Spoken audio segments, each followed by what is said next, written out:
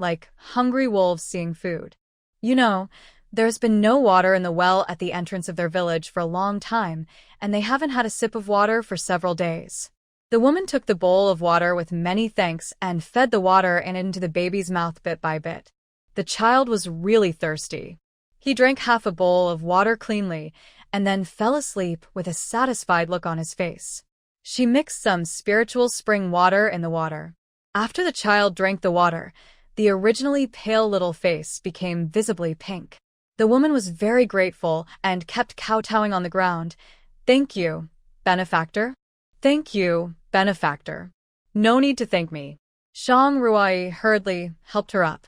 The villagers, who were originally a little afraid of Shang Ruai and others, looked at them with a softer look. The prisoners rolled their eyes at Shang Ruai several times. They were about to die of thirst, so why didn't she give them a sip of water? "We are almost dying of thirst too, Jingheng's wife. Please give us a bowl." Zheng's wounds from the whip had not healed yet. She stood up with a grin, walked to Shang Ruai, fumbled in her sleeve for a long time, took out a tiny piece of silver and handed it to her. "These are enough." Shang Ruai looked at the sesame-sized pieces of silver, sneered and said, "Wow, this is a lot of silver. Second ant, did you dig it out from an ant hole? Do you want it? Give me the water." After that, he stretched out his hand to grab the water bag on her waist. Shang Ruai turned sideways and dodged lightly and said in a cold voice, "Second ant, you only have one face. You'd better be careful not to throw it away." She put the silver piece in her hand and sneered, "Second ant, you have to hold it carefully. Don't drop it on the ground and lose it later." Zhang looked at her back, gnashing her teeth for a long time, then turned around angrily. The other people in the second house rolled their eyes when they saw her return empty-handed. "Mom, you are too stingy. You want to buy water with such a small amount of silver?" He Jinghe looked at the change in her hand and curled his lips. "It's not even enough to send beggars." Hearing this, Zhang shouted angrily, "If you want to drink water, can't you buy it yourself?" "Mom, you." Zhang rolled her eyes at him and Xiao Yanxin. "Do you still think you are still in the prince's mansion?" She took out all the anger she had endured from Shang Ruai on her son and Xiao Yanxin. At this moment, the village chief Li Gui saw He Jingheng resting with his eyes closed. He blinked, looked at him in disbelief for a long time, and walked tremblingly to him.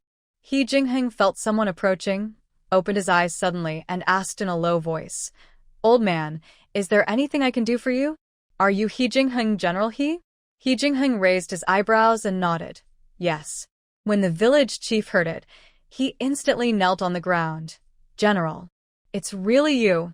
I finally found you." He Jingheng was unable to move, so Shang Ruai stepped forward and helped the village chief up.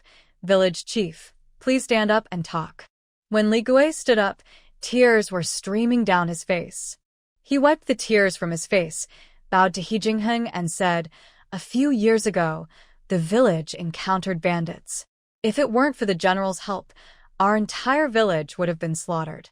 He Jingheng drove away the bandits by himself and left without leaving his name.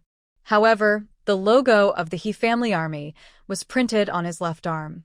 Later, on the way back to the court after a great victory, the village chief saw the hero who saved their entire village at the forefront of the team. After asking around, he found out that it was the prince of Dinghua Palace, General He Jingheng.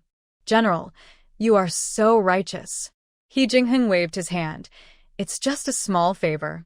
The village chief looked at his attire, and then he realized that he was wearing prison clothes at this time. He exclaimed, "General, this is..." "It doesn't matter." He Jingheng's expression did not change at all. He just smiled. "It's getting late, old man. You should go to bed early." At this time, the official came forward and placed the scabbard across the middle. Seeing this, the village chief had to go back to the wall and look at him from time to time, with helplessness and pain in his eyes. Shang Ruai saw all this and frowned slightly. Perhaps because of her profession in her previous life, she could understand He Jingheng's mood better. Late at night, everything was quiet. He Jingheng opened his eyes, looked at the group of villagers huddled in the corner, sighed, raised his right hand and made a gesture, and the figure on the big tree outside disappeared instantly. Shang Ruai smiled at the corner of her lips and fell asleep. The next morning, before dawn, the official called them up.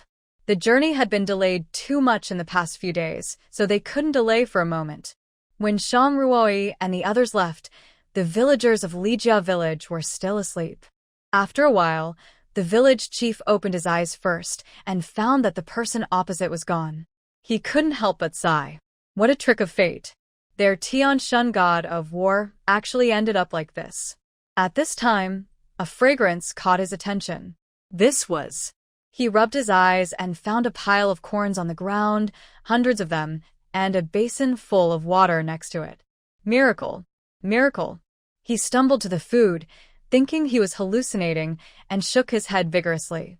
His voice woke up the villagers of Lijia village. Everyone looked at the pile of corns in shock and murmured, "Could it be that God took pity on us and gave it to us? No. It must be General He. It must be him." The village chief vowed. Only General He can do these things. When the villagers heard this, they nodded in agreement.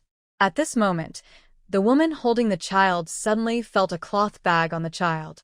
When she opened it, she found some silver and a silver bracelet inside. This is. Suddenly, she remembered the woman who delivered water yesterday. Could it be that these were left by that woman? Everyone hurriedly picked up dry firewood, made a fire, and roasted corn. Although there was not much water, it was precious for people who had not had water for a long time. Everyone only took a small sip, and the rest was put into several water bags. When the people who were instructed by He Jingheng to deliver food walked into the ruined temple and saw this scene, they couldn't help but be stunned. They saw the villagers inside were chewing corn in big mouthfuls, and there was a pile of fresh raw corn next to them.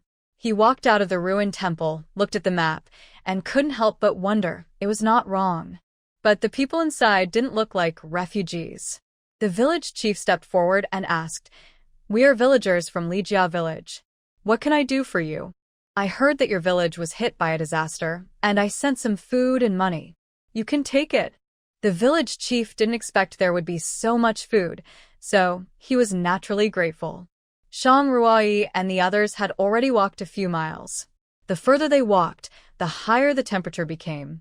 The land that was supposed to be used for growing crops had already cracked. The post house that originally supplied water on the road had long been deserted. The drinking water in the officers' water bags was almost used up, and everyone was staring at the water bags in the hands of the He family. Shang Ruai saw all this and became defensive. They couldn't walk anymore, so they stayed in an empty post house. The officers came to the backyard of the post house, looked at the dried-up well, and sighed. "I didn't expect the drought to be so severe. We don't know how many refugees there will be." The officers came to the second floor, and all they could see was dry land and no one was around. "Boss, the sun is so strong and the temperature is so high. If we don't have water, we won't live long." Zhang, who looked at the prisoners who were already seriously short of water, and said in a deep voice, "We must find drinking water. Otherwise we will die here of dehydration before we get out of this dry land. But it doesn't look like there is any water source here." At night, everyone fell into a deep sleep. A dark shadow was tossing and turning in the He family's place. "Where is it? I clearly saw it at night. Why is it gone now?" Suddenly, his wrist was held by a strong hand, and He Jingheng's low voice came. "You have come to me as a thief?" The dark shadow wanted to run, but he was held tightly by the wrist. "Jinghe, you really have to have some dignity as a man." The one who came to steal water was none other than He Jinghe from the second house. "Brother, I'm really thirsty," he whispered. "Can you just give me a sip?" "Just one sip. The water has always been with your sister-in-law." In other words, he has no say over the water. He Jinghe was surprised when he heard it. "Brother, how can such an important thing be placed in the hands of a woman? What else? Put it with you?" He Jingheng sneered. "Go back to sleep." He Jinghe walked back unwillingly. Xiao Yanxin saw it and snorted secretly. What a useless man. At dawn, He Ningen came to the old princess.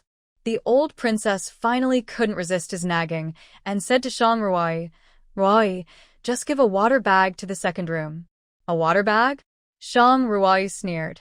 If it weren't for the spiritual spring in her space, the water in those water bags would have been empty long ago. We don't have so much water. She took out the water bag from the package and shook it in front of the He family. There is only half a bag of water in total. Do you want to give it all to them? What? That's all there is left? The old princess took a look and quickly changed her words. One sip each. Henningen didn't refuse when he saw this. Even a mouthful was good. At least she could hold on for a while. What if she could get some water if she walked a little further? At this moment, several men rushed towards her, or to be more precise, towards the water bag in her hand.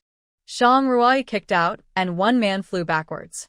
The other two men were blocked by Li Wenyuan before they could get close. Water. Give me water. The man looked at the water bag in Shang Ruai's hand and shouted, Please, just give me a mouthful. Shang Ruai frowned. It was not that she didn't want to take the things out, but she really didn't know what method to use. If others knew the secret of her space, they would definitely burn her to death as a monster. The official heard the movement here and walked over. What's the matter? The man lying on the ground crawled to the official's feet, pulled his trouser leg and begged, Sir, give me some water to drink. Seeing this, the official kicked him away and said coldly, Still asking me for water? You wish. Just then, she suddenly saw several big trees in the distance. Her eyes lit up, and she said to the official, Sir, I know where to find water. Zhang Hu heard it and hurried forward. Where? Several people came to the front of the big trees and saw that the tree was very tall, with an oval trunk and very thick. It was very strange that the other trees had dried up, but its leaves were still green. What are you doing here? Shang Ruai pointed to the tree and said with a smile, The water source is here. Here? This tree? An official said coldly, We have no water or food now, and we don't have time to listen to your nonsense here. Shang Ruai smiled and said, Your Excellency doesn't know. This tree is called a spindle tree, and the reason why its trunk is so thick is because there is a lot of water hidden in this trunk. In the previous life, when she was performing a mission in an extremely dry place, this kind of tree was planted there. Only then did she know that trees can also store water. What? Water is hidden in this tree trunk? How is this possible? Shang Ruai looked at He Jingheng and whispered, Can you make a hole in this tree trunk? He Jingheng nodded, stretched out his hand, and pulled out the knife from Zhang Hu's waist. Before the officials next to him could react, he had already made the hole in the tree and put the knife back into the scabbard. Zhang Hu's pupils shrank suddenly. He knew that Prince Ding was very skilled, but he had never experienced it himself.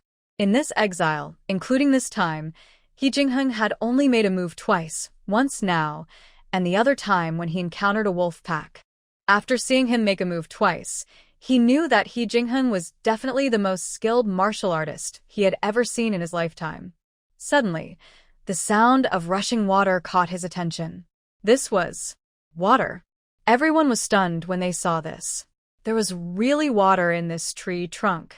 Several people quickly took out water bags and filled them up.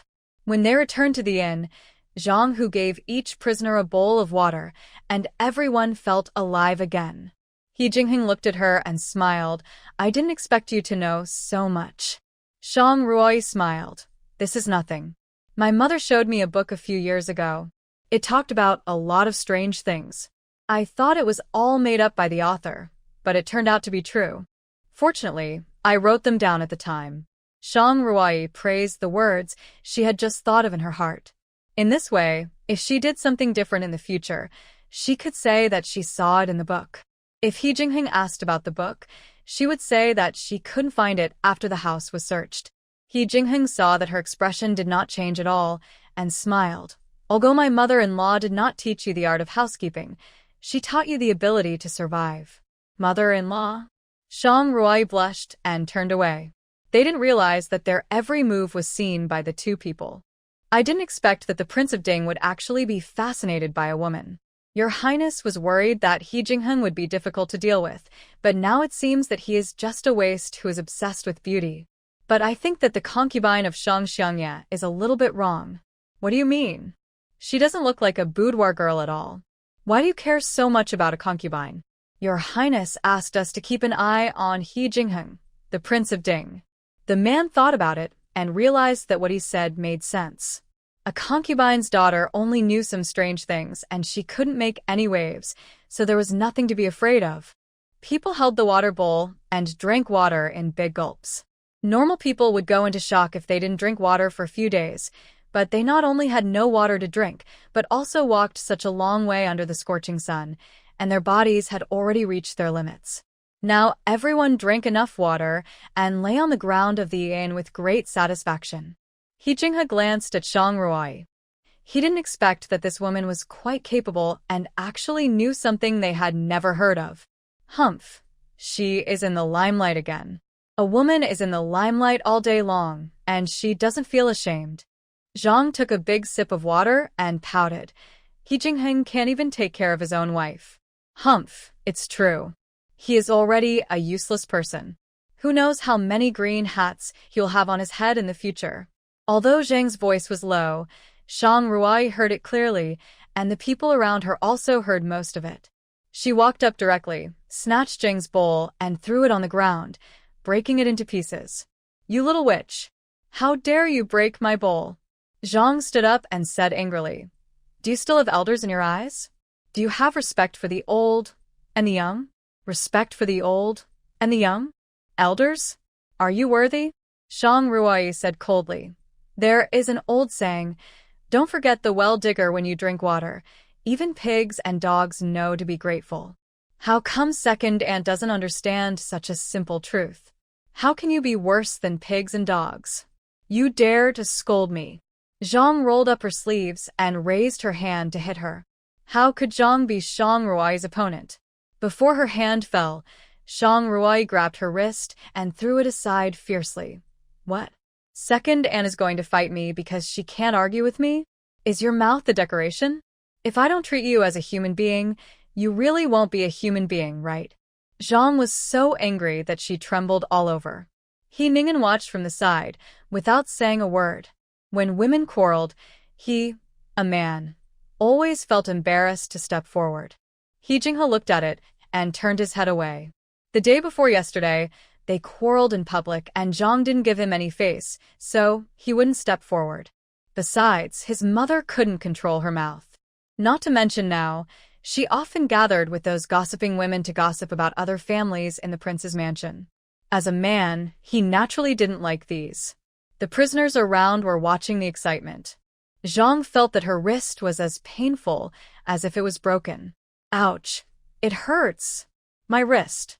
She shouted. Sir, you have to make the decision for me. The official had seen it long ago and didn't even turn his head, letting Zhang shout there. Second Aunt, I respect you as an elder and call you Aunt. Don't think I'm easy to bully. After saying that, she picked up a stick as thick as an arm from the ground. What? Are you going to hit me again? Zhang took a few steps back, her back hit the wall, and watched Shang Ruai approaching with a stick. The other people in the second room just frowned and didn't mean to step forward to help. What are you doing? I just said a few gossips and you didn't lose anything. Beating elders, is this the upbringing of your Xiangfu? Zhang leaned against the wall, unable to retreat. Shang Ruai raised the stick, her eyes cold. I was wrong, I won't say it again. Zhang squatted on the ground with her head in her arms. With a crisp sound, the stick broke into 2 pieces in her hand. Zhang looked at her in horror, not expecting her to have such great strength. Shang Ruai's eyes were full of coldness. Second Aunt, you are right. This is the upbringing of the Xiangfu. She threw the stick at her feet and said coldly, If I hear something I shouldn't hear again, I can't guarantee what I can do with my hands.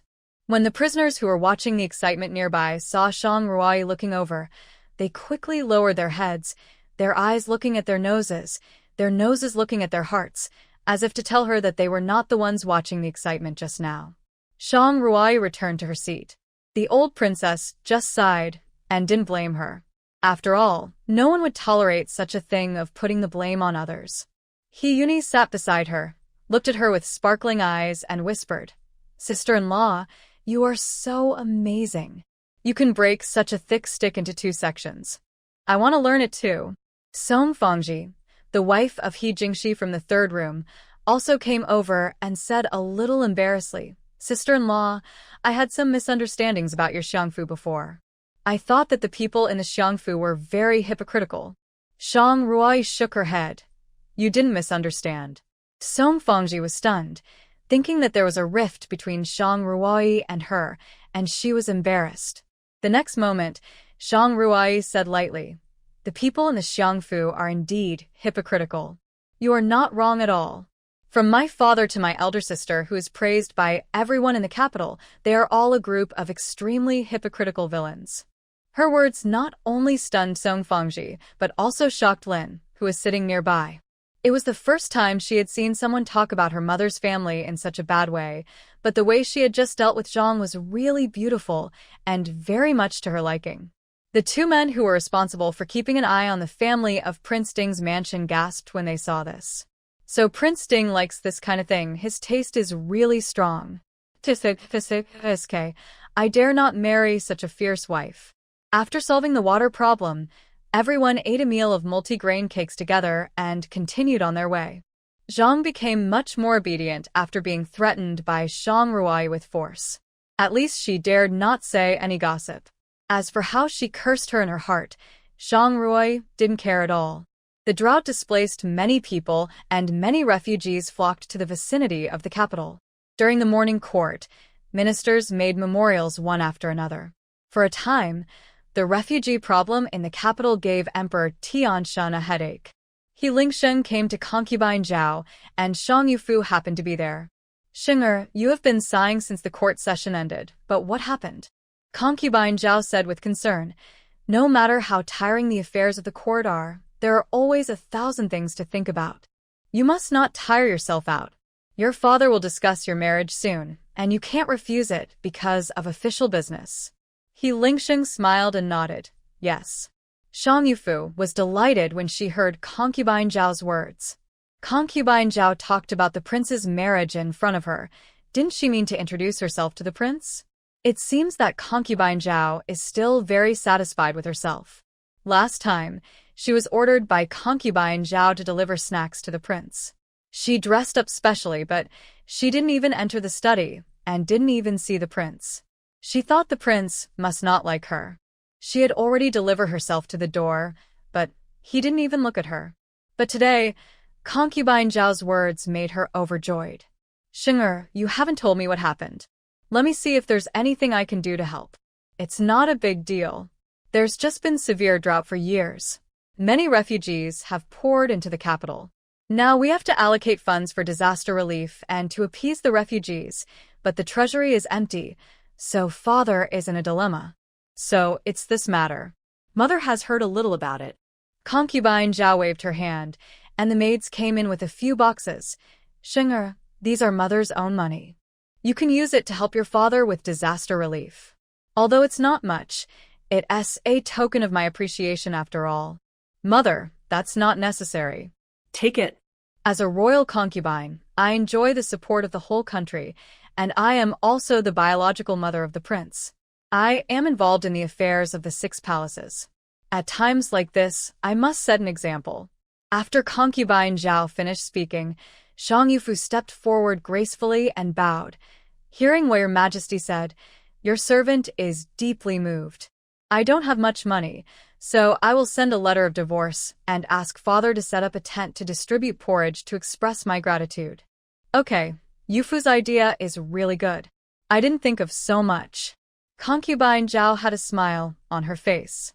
He Lingxing stepped forward and said softly, "Thank you very much, Miss Shang." Shang Yufu blushed.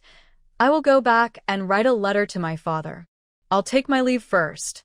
After Shang Yufu left, the smile on Concubine Zhao's face gradually faded, and the maid helped her down from the main seat. "Shinger, did you see it? You only need one word from you to get everything you want." During the morning court session, those old foxes like Shang Yin only proposed some solutions that only treat the symptoms, but not the root cause. When it comes to money, they all cry poor. Everyone knows that when Shang Yin married his daughter into the Dinghua Palace, the dowry was countless. So the child Shang Yufu must enter your East Palace. As for whether she will be the principal wife or the concubine, it will be decided by your father. Yes, your son will leave it to your father and mother to decide. After he Lingxing left, Bishi waved her hand and asked the maids to take the box away. Concubine Zhao sneered. With this brain, you still dream of entering the East Palace to become the crown princess? Miss Shang is still young and needs experience.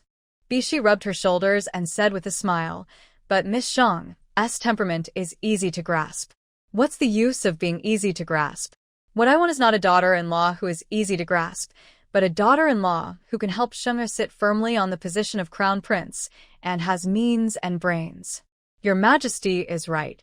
Bishi whispered, I've asked around about the granddaughter of the Duke of Jinghua. I'm sure you'll like her.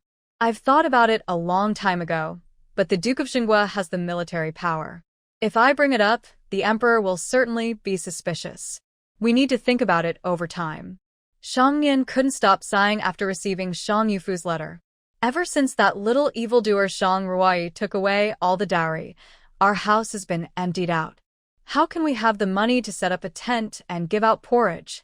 If you can come up with the money, how could I not accept it when I mentioned it to the Emperor this morning? The eldest lady took the letter, read it, and said in a deep voice, Fuer has already agreed in front of the prince and the imperial concubine. We have to save face, no matter what. Didn't you hear Fuer say that you can become the crown princess if this matter is done? Shang Yan frowned. Based on his many years of experience in the court, this matter should have nothing to do with the crown princess. But as the eldest lady said, the words have been spoken, and they must do it. Don't let me catch that little evil creature Shang Ruai, otherwise she will be in trouble. Shang Ruai and his companions relied on the water they got from the spindle tree.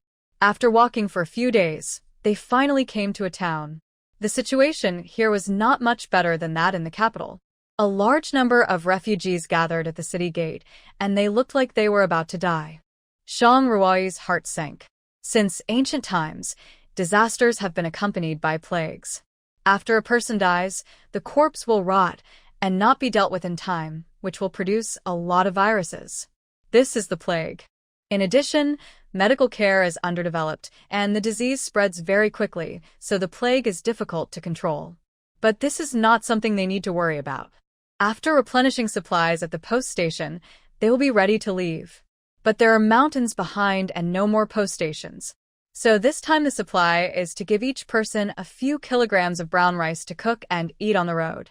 As for other things, they can only find them in the mountains. Once they enter the mountains, they don't have to worry about the prisoners escaping. They may get lost and get stuck in the mountains before they run out of the mountains and never get out again. Shang Ruoi suggested going to buy some things. Zhang Hu thought for a while and whispered, If you have enough silver, you can buy some winter clothes and quilts. The temperature will get lower and lower as you go north. Hearing this, Shang Ruoi hurriedly thanked him. Thank you for your advice, sir. She went to the quilt shop and the clothing shop and bought a lot of quilts and cotton clothes. She also went to the shoe shop to buy cotton shoes. She put some of the things in a space in a deserted place and packed the rest into a huge package and carried it on her back. She also bought a few backpacks in the market and put the food she bought in them. She also put the chicken and pork she bought in the space. When she arrived at the place of exile, she could take them out and eat them. Shang Ruai came to the city gate. The He family was shocked to see her carrying so many things. He Jingxi hurried forward and carried the largest package on his back. He Yun-yi and Song Fengji carried the backpacks on their backs. The prisoners were envious of them, and those who still had some silver on them came forward to ask if they could sell some to them. Shang Ruai took out some from the backpack and sold it to them. She had deliberately purchased more of them in order to win people's hearts at this time. After all, if they wanted to live a comfortable life in the sealed land, they would inevitably need servants to serve them. Zhang touched the hidden silver and jewelry, which added up to only 40 or 50 taels. She took out 2 taels of silver, walked up to Shang Ruai and whispered, I want a few pairs of shoes. When she shook the 2 taels of silver and sneered, Second aunt, these 2 taels of silver can only buy 2 pairs. Zhang gritted her teeth and took out 2 taels of silver and handed them to Shang Ruai. She looked at the people in Dinghua Palace wearing new shoes and felt jealous. At the same time, She also felt a little regretful. If she had not had a quarrel with her at the beginning, it would have been better. Whatever the people in Dingwa Palace had, she would have had a share. Now she has nothing. Shang Ruai took out some and handed them to her, smiling. Second, Anne is not without silver. Zhang's face was very bad, and she went back with 4 pairs of shoes. He Jinghe put on the new shoes and smiled. I didn't expect that mother actually hid the silver. Huh, who would be as stupid as your wife, who can't even hide a little silver? You can't marry someone who comes from a small family. Look at Shang Ruai. She bought so many things, she may not have much silver on her. Maybe even gold. As soon as she finished speaking, many people's eyes fell on her. Zhang was right. Maybe all the belongings of the Dingwa Palace were in her hands. There must be a lot of good things. But even if they had never seen He Jingheng's skills, he was the famous god of war general of Tianshan. How could a mob like them compare? Besides, Shang Ruai's skills didn't look like wild ones. Neither of the couple was easy to deal with. Even if they had more gold, they couldn't afford it. Seeing Aunt Li and her son, and Li Wenyuan having food and drink in the He family, they were really envious. The 3 people who had robbed her water bag before stepped forward. We will also be your guards. Shang Ruai glanced at them and said lightly, I don't need guards now. Others are fine, as long as they can provide us with food and clothing. Shang Ruai couldn't help but sneer at their mean faces. It seemed that they treated her as a sucker, and they came to her place to recuperate because they saw that she had food and drinks and new shoes to wear. We in the He family don't need servants now, so you guys go back. The 3 men were turned away, but they dared not say anything.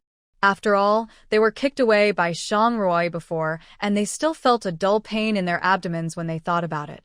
They returned to their seats and looked in the direction of the He family unwillingly. I just saw that there were a lot of delicious food in Shang Ruai's backpack. I seemed to smell the smell of roast chicken and meat buns. In fact, the meat in Shang Ruai's backpack that carried food was only some raw pork, and she was going to make a plate of fried meat. In her previous life, she seldom ate pork and found it very greasy. In this life, the original owner seemed to be really starving, and she actually thought pork was very delicious. Leaving the town, everyone entered the mountains. The air in the mountains was very humid, and from time to time they could hear a few birds singing. Shang Ruai walked behind, squatting on the ground and digging something from time to time. After seeing this, Hyuni came over and asked softly, Sister-in-law, what are you digging? They are all some herbs. Shang Ruai took out what she had dug and showed her. This one is called Malantu, which can clear away heat and detoxify. This one is Nidia Manieri. This one is Buplurum, and there is also Polygonum multiflorum. Sister-in-law, you actually know so many medicinal herbs, can you teach me? Shang Ruai nodded. Of course. Shang Ruai took her to dig and talk all the way, from the names of the herbs to their functions and how to match them as medicines. She explained everything clearly. At first, only Hyuni listened, and later it became Hyuni and Song Fangji, and later many female prisoners followed her. Zhang looked at the group of people surrounding her and glanced at her several times, her eyes full of ridicule. A woman who showed up in public all the time was really shameless. But she only thought about it in her heart. After the last lesson, she dared not say these words out loud. After following her for a few days, Hyuni and Song Fangji both had a new understanding of Shang Ruai. It seemed that there was nothing she didn't know. For a while, Hyuni's admiration for her was greater than that for her own brothers. More. The midsummer is gradually passing, and the weather is getting cooler. The temperature in the mountains is lower than outside, especially in the morning and evening. You can always feel the coolness. Shang Ruai dried some of the herbs she picked, put them in the backpack, and planted some of the herbs in the space. The exile places are the most barren and desolate places in Tianshan. Not to mention herbs, even crops may not grow. So these herbs may be useful in the exile places. This day, they walked to an open space, and the officials ordered to set up camp. Everyone picked up some dry firewood nearby to make a fire and cook porridge.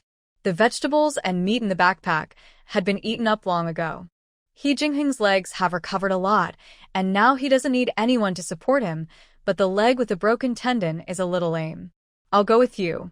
He Jingheng walked to his side and whispered, No, the mountain road is difficult to walk. I can do it myself. Shang Ruai smiled. Your legs are not healed yet, so try to walk less on the mountain road. Well. He Jingheng nodded, turned and left. Shang Ruai didn't think much about it, said something to the official, and walked up the mountain with the bamboo basket on her back. He Jingheng looked at her back and felt as if his heart was blocked by a ball of cotton, and his breathing was a little difficult. This woman who didn't understand romance. He Lingxing's 2 spies saw all this, and they came together and whispered, Did you see it? That woman seemed to have quarreled with He Jingheng. He Jingheng's face changed. TSK, TSK, TSK. How could a man who only knows how to lead troops to fight know how to please a woman? I saw that the two of them didn't communicate much along the way, but He Jingheng looked at her from time to time. TSK. The two of them had completely forgotten what He Lingsheng had asked them to do here. Shang Ruai walked up the mountain, confirmed that there was no one around, and skillfully took out some vegetables and eggs from the space, and picked some wild fruits. The wild fruits here taste a bit sour, but it's better than nothing. In the case of no food, wild fruits can also fill the stomach. Although there is a lot of food in her space, many things are not suitable to be taken out on the road of exile. Now the food in her space has matured, and the vegetables planted before have also grown. The cabbage and radish are many times larger than those grown outside, and they are very juicy and pleasing. There are dozens of chickens and ducks, and dozens of eggs can be produced every day, and new chicks and ducklings are constantly hatched. The white tiger is very bored in the space every day, and Shang Ruai releases it every day when she comes to find food. Sometimes the white tiger can also help her catch some rabbits and pheasants. Today, the white tiger caught a rabbit. The white tiger held the rabbit and dangled around her legs. Shang Ruai touched its big head and smiled. Why don't you eat the game you caught? The white tiger shook its big head and threw the hair into the backpack. Ever since it drank the spiritual spring water in the space, it has no interest in eating outside, but those little things in the space smell so good, and it really wants to have a bite. Every day, it can't help but want to take a bite of those chickens, ducks, and rabbits, but Shang Ruai warned it that if it eats these little things, it will never be given the fragrant and sweet spring water again. On the way back, she suddenly found a red in the bushes. She was moved and hurried over. It turned out to be ginseng. She took out the medicine shovel in the space and pushed the soil next to it bit by bit, digging down very carefully for fear of damaging its roots. After a while, when she dug out the whole ginseng, she almost exclaimed, This ginseng must be at least 50 years old, and it is wild ginseng. If it was in the previous life, I don't know what sky-high price it would be sold for. In fact, in Tianshan, this kind of ginseng is rare. Even if there is, it has entered the palace or the mansions of dignitaries. Shang Ruai planted ginseng in the medicinal field in the space. Her medicinal field is different from ordinary fields. The herbs planted here not only grow well, but most importantly, they can take root and shorten the growth cycle of herbs. Many new sprouts have grown around the herbs planted before. Maybe this ginseng can also grow new small ginseng. Wouldn't it be a fortune if that happened? When she returned, the pot was already set up. I came back a little late today. I found a nest of eggs and caught a rabbit. When Shang Ruai took out the rabbit, He Jingheng's pupils suddenly shrank when he saw the wound of the hair. That wound was not something that humans could cause. Only wild beasts could do that. Shang Ruai found that He Jingheng's eyes fell on the hair, and her heart sank. This man is very smart. Maybe he can see something from the rabbit's wound. She blocked his sight unnoticeably, looked at Shang Ruai's back, and He Jingheng frowned slightly. Look, He Jingheng's eyes are almost on that woman. But Shang Ruai is indeed a stunner. That face, that figure. Wow, it's beautiful just to think about it. The two men were so excited that they didn't know that their actions had already been seen by He Jingheng. If they hadn't been kept useful, they would have died countless times. Shang Ruai quickly prepared the meal. There was not much rabbit meat, so most of it was left to the officials. They only kept a few small pieces. The eggs were made into egg soup, and a handful of vegetables were fried. Madame Xiang's cooking skills are really superb. The stir-fried vegetables are so delicious. Zhang Hu took a few chopsticks and smiled. If you ask me, these vegetables are better than meat. Boss, I feel the same way, and every time I finish eating the dishes cooked by Madame Xiang, I feel strong in my body. Zhang Hu heard this and nodded in agreement. Ever since Shang Ruoyi started cooking for them, they felt that their bodies were getting stronger day by day. Even though the journey of exile was very difficult, they didn't feel very tired. The faces of the He family were even better than theirs. If they were not wearing prison uniforms, how could they look like exiled prisoners? Everyone had a ruddy complexion. Along the way, the elderly prisoners died or were injured. Only the old lady of the He family was in better shape than before exile. When she was first exiled, she needed someone to help her walk. Now, Aunt Li, who was originally responsible for taking care of her, has been sent by her to carry a backpack. He couldn't help but wonder if Shang Ruoyi had given them something to eat, which made them like this. In fact, he was not far from the truth. The vegetables they ate were all taken out of the space and irrigated with spiritual spring water. The vegetables were filled with nutrients from the spiritual spring water. Not only were they delicious, but they could also strengthen their bodies. The water that the He family drank on weekdays was diluted spiritual spring water, which was more nutritious than vegetables, so they were naturally in good health. Yunqi and Yuntian squatted on a hill not far away, smelling the fragrance of the food, and rubbed their lips hard with the back of their hands. What did the prince eat? Why is it so fragrant? The prince's wife made it. Yuntian smacked his lips, took out half a cake from his arms, and took a big bite. Yunqi glanced at him. Look at how greedy you are. You are useless. After saying that, he also took out half a cake and took a big bite. Yuntian. He has the nerve to talk about himself with his character. Late at night, He Jingheng, who was resting with his eyes closed, suddenly opened his eyes, picked up a branch on the ground and threw it out. With a ding sound, a dart fell on a tree trunk not far away. Shang Ruoyi opened her eyes when she heard the noise, and it happened that 2 darts flew in her direction. She rolled to the side and barely avoided it. Before she could get up, a few more darts were shot at her. After several tossings, everyone woke up and was shocked to see the darts on the ground. Ah! Help! Murder! The officers drew their knives and looked around nervously, but the night was too dark and the distance was pitch black, so nothing could be seen. Shang Ruoyi kicked the fire apart, picked up an unburned stick, and threw it into the darkness. He Jingheng's eyes showed admiration. A flash of fire appeared, and several figures in the dark appeared. He Jingheng threw a stone out, and a muffled groan came from the darkness. The next second, several masked men in black came out, their eyes full of murderous intent. I didn't expect that Prince Ding had such amazing skills even after breaking his leg. We really underestimated you. They turned their attention to Shang Ruoyi again, the concubine of Prime Minister Shang. It seems that she can also do some boxing. The leading man looked her up and down, with a malicious smile on his lips. But I like your temper. So why don't you obey me?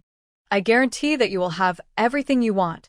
Before he could finish, a dagger came with a sound of breaking through the air, and before he could react, it stabbed straight into his instep. Ah! My foot! The dagger pierced through the shoe on the sole of his foot and stuck directly into the ground. The man's foot could not move at all. Zhang Hu touched the dagger on his waist, and it had disappeared. When did He Jingheng take it away? Shang Ruoyi originally wanted to take a few silver needles from the space to make him shut up, but she didn't expect He Jingheng to be one step faster than her. He Jingheng, I'm going to kill you. The man endured the severe pain, pulled out the dagger, and shouted angrily. Not only you, your wife, your family members, I won't let any of them go. After saying this, he waved his hand, and a group of men in black emerged from all directions. At this moment, a shadow passing by not far away made Shang Ruoyi curl her lips slightly. Go. Kill them for me. Kill everyone except Shang Ruoyi. The man in black rushed towards them with a long sword. He Jingheng, you are already disabled now. Let's see what kind of waves you can still make.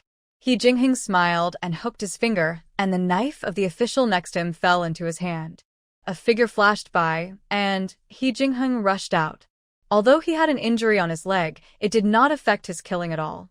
Zhang Ruoyi held a few silver needles on her fingertips, and when she saw the opportunity, she shot the silver needles directly into the middle of the black-clothed man's forehead. The tail of the needle went directly into the head and killed him on the spot. He Jingheng looked at the endless silver needles in her hand and couldn't help but feel curious. Where were these things hidden on weekdays? There were a lot of black-clothed people, hundreds of them, and they couldn't repel them in a short time just by the two of them. Seeing that the black-clothed people were about to break through their defense and kill the He family, a white figure suddenly appeared. With a wow, the tiger roared and shook the mountains and forests. A white tiger rushed into the middle of the black-clothed men, and its huge tiger claws pounced on them. Xiaobai's claws were extremely sharp, and each claw was embedded directly into the flesh. Its body size is much larger than that of a normal tiger. Under the influence of space and spiritual springs, its size and agility are not comparable to those of ordinary tigers. It shuttled among the black-clothed men, pressed them down with one claw, and then opened its big mouth to bite off their throats. It was like a human life harvester. For a time, the attack power of the black-clothed men was reduced by more than half. The prisoners were already scared of the black-clothed men and lost 2.5 of their 3 souls. After the white tiger appeared, some of them who couldn't stand it rolled their eyes and fainted directly. The He family had seen big scenes, but they were still scared. Especially the women. Song Fangji's hands were trembling, and she leaned against He Jingxi tightly, and she had long been unstable. At this moment, a black-clothed man suddenly rushed up from behind and stabbed the old princess with a long sword. When Hyuni saw it, it was too late. She only heard her shout, "Sister-in-law, help!" As soon as the words fell, the man in black stood still, his eyes wide open, blood flowing from his brows, and his tall figure slowly fell to the ground. A silver needle was stuck right in the man in black's head. Zhang Ruoyi just breathed a sigh of relief when she heard the sound of breaking wind behind her, and the swords of the 2 men in black were already close at hand. She turned around and threw out the silver needles, one of which just hit the shoulder of a man in black, and the other killed him with one shot. They originally thought that He Jingheng was already disabled, and killing him was just a piece of cake, but they didn't expect him to be so difficult to deal with. Not only did they fail to kill him, but they also lost so many brothers. And Zhang Ruoyi, from what she heard from Zhang Xiangye, she, a concubine's daughter, was timid and cowardly and good for nothing. How could she be timid? She was obviously braver than men. Good for nothing? Is he blind? Killed so many of his brothers. Good for nothing? And this white tiger, where did it come from? And the white tiger was clearly coming for them. He picked up the whistle and blew twice, and the men in black retreated suddenly and disappeared into the dense forest in the blink of an eye. The white tiger looked at Zhang Ruoyi, and when she nodded, its figure gradually disappeared into the darkness. He Jingheng looked at the white tiger with a dim look in his eyes. This white tiger was clearly the one that came to hunt for food and wanted to eat them that night. There were no casualties among them. He Jingheng looked at Zhang, who apologetically, "I'm sorry. Your dagger was taken away by those people." Zhang, who waved his hand hurriedly. "It's okay. It's just a dagger, not worth much money." He Jingheng smiled. "Thank you very much, Lord Zhang." I dare not. Zhang, who almost knelt down in front of him. This gentleman hadn't said a few words during the whole exile. Just sitting there made people feel extremely pressured. Now he called himself Lord Zhang, and cold sweat broke out instantly. After those officials really saw He Jingheng's skills, their attitude towards him became much more respectful. They didn't dare to glance at Zhang Ruoyi with lustful eyes. After experiencing what happened in the evening, everyone's sleepiness disappeared. The exhaustion after surviving the disaster made them sit limply on the ground. Zhang Ruoyi squatted beside He Jingheng's legs, pressed gently a few times, and asked in a low voice, "Does it hurt?" He Jingheng didn't speak, but looked at her solemnly. After a long time without getting his reply, Zhang Ruoyi thought he was asleep, so she looked up and fell directly into his teasing eyes. "What are you looking at?" At you, the liar. Shang Ruoyi didn't react for a while. Liar? Isn't it? He Jingheng smiled. You have no impression of that white tiger? What white tiger? I don't know. Shang Ruoyi looked at his legs. Your legs are fine. I'll go back to sleep first. Just as she was about to stand up, her wrist was pinched by a strong big hand. Shang Ruoyi blushed. What are you doing? Men and women should not touch each other. Aren't you a doctor? How can there be no such thing as men and women in the eyes of doctors? He exerted force with his hands and pulled her in front of him. The distance between the two suddenly became shorter, and his voice sounded slowly in her ears. Besides, you are my wife who is married in a formal ceremony. How can there be such a thing as no physical contact? Shang Ruoyi blushed and thought to herself, I didn't expect that this person looked serious, but was actually a rogue. That's the white tiger that you mentioned that got lost in the jungle just now. How should I know? All the white tigers in the world look the same. Did you mark it? Shang Ruoyi rolled her eyes at him. Didn't you notice? There is a pattern on its back that looks like a plum blossom. Shang Ruoyi was stunned. Was it? How come she didn't notice it? Was it really marked on its body? Even if it isn't, and wants to follow us all the way, what can I do?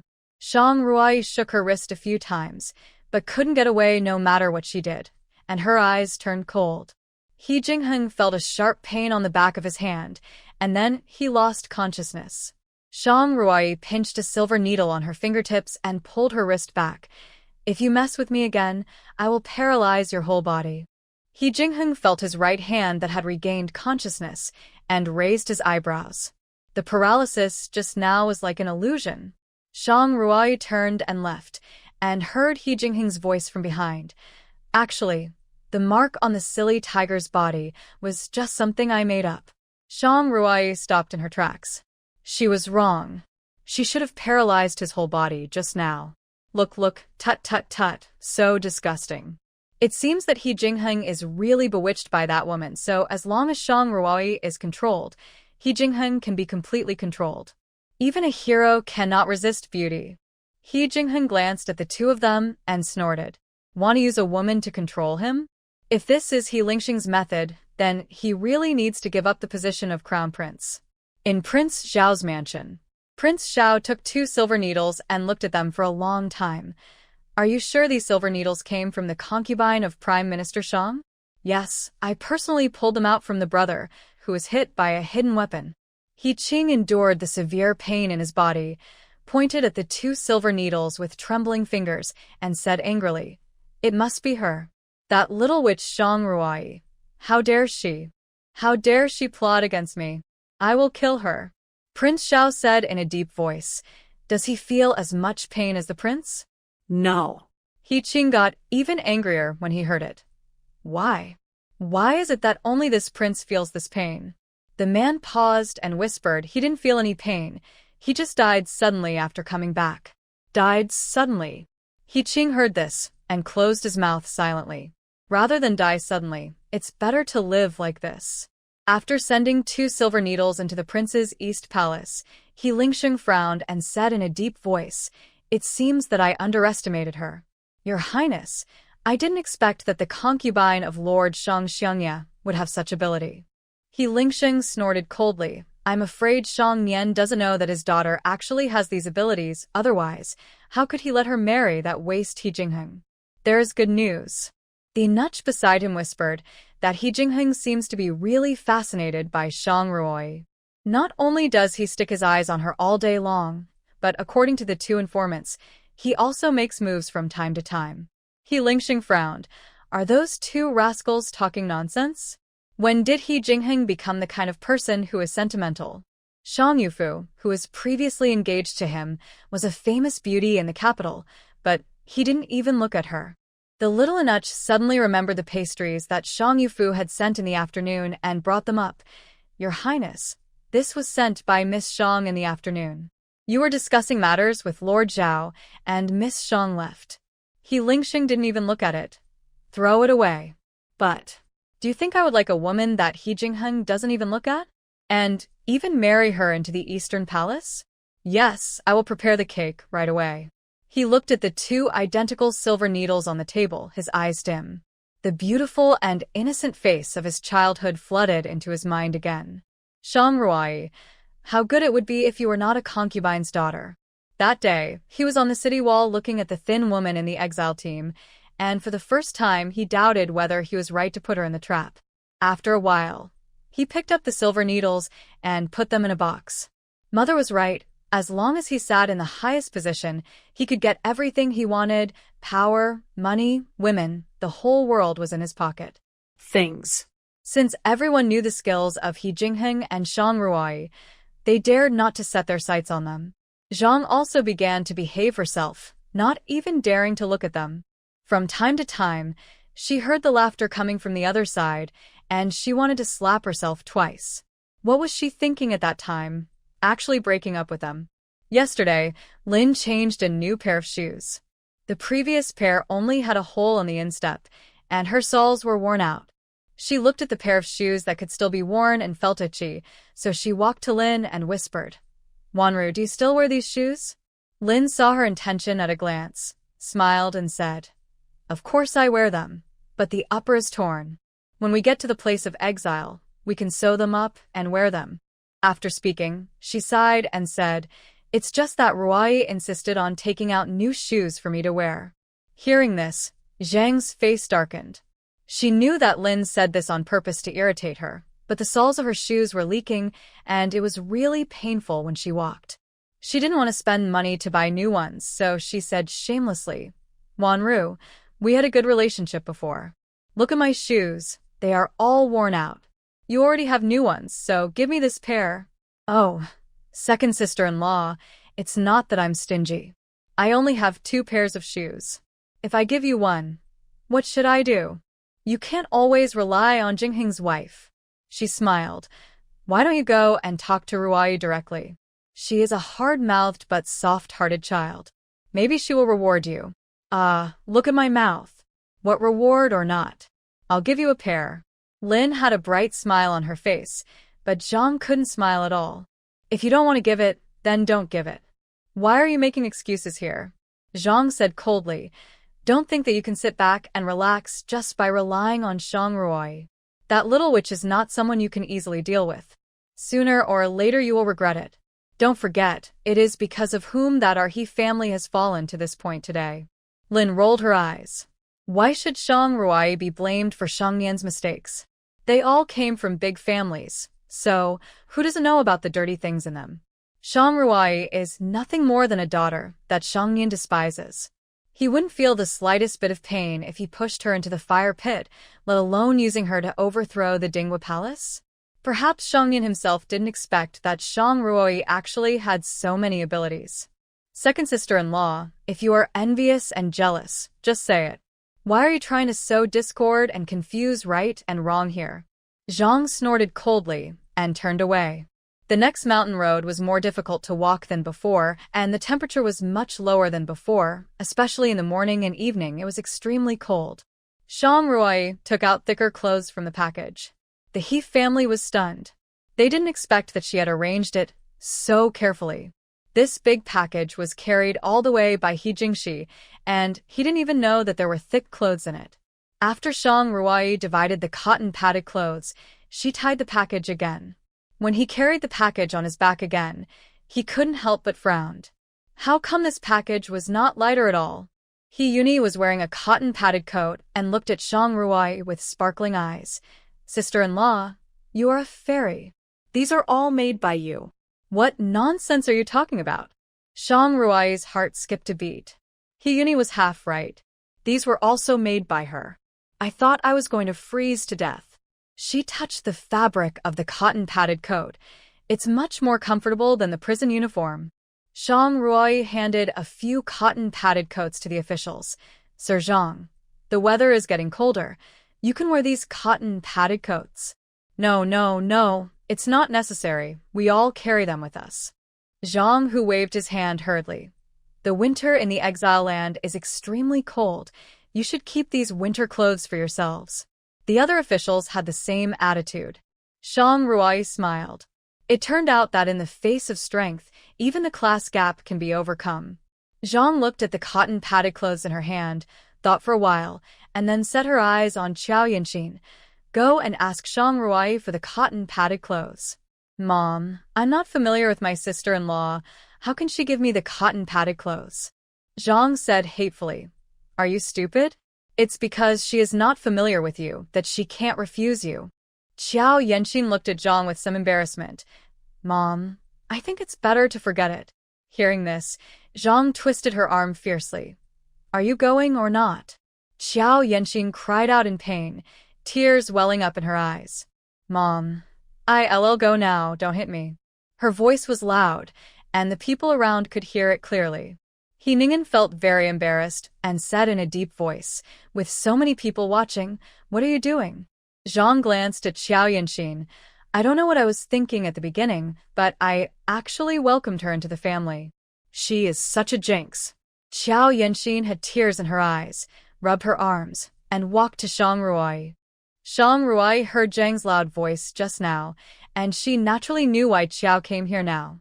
Sister-in-law, Shang Ruai took out a cotton coat. It stands to reason that after I get married, I should give you and Feng Ji a gift each. Since you call me sister-in-law today, this cotton coat will be given to you. But in the future, if you want something else, you'll have to exchange it with silver.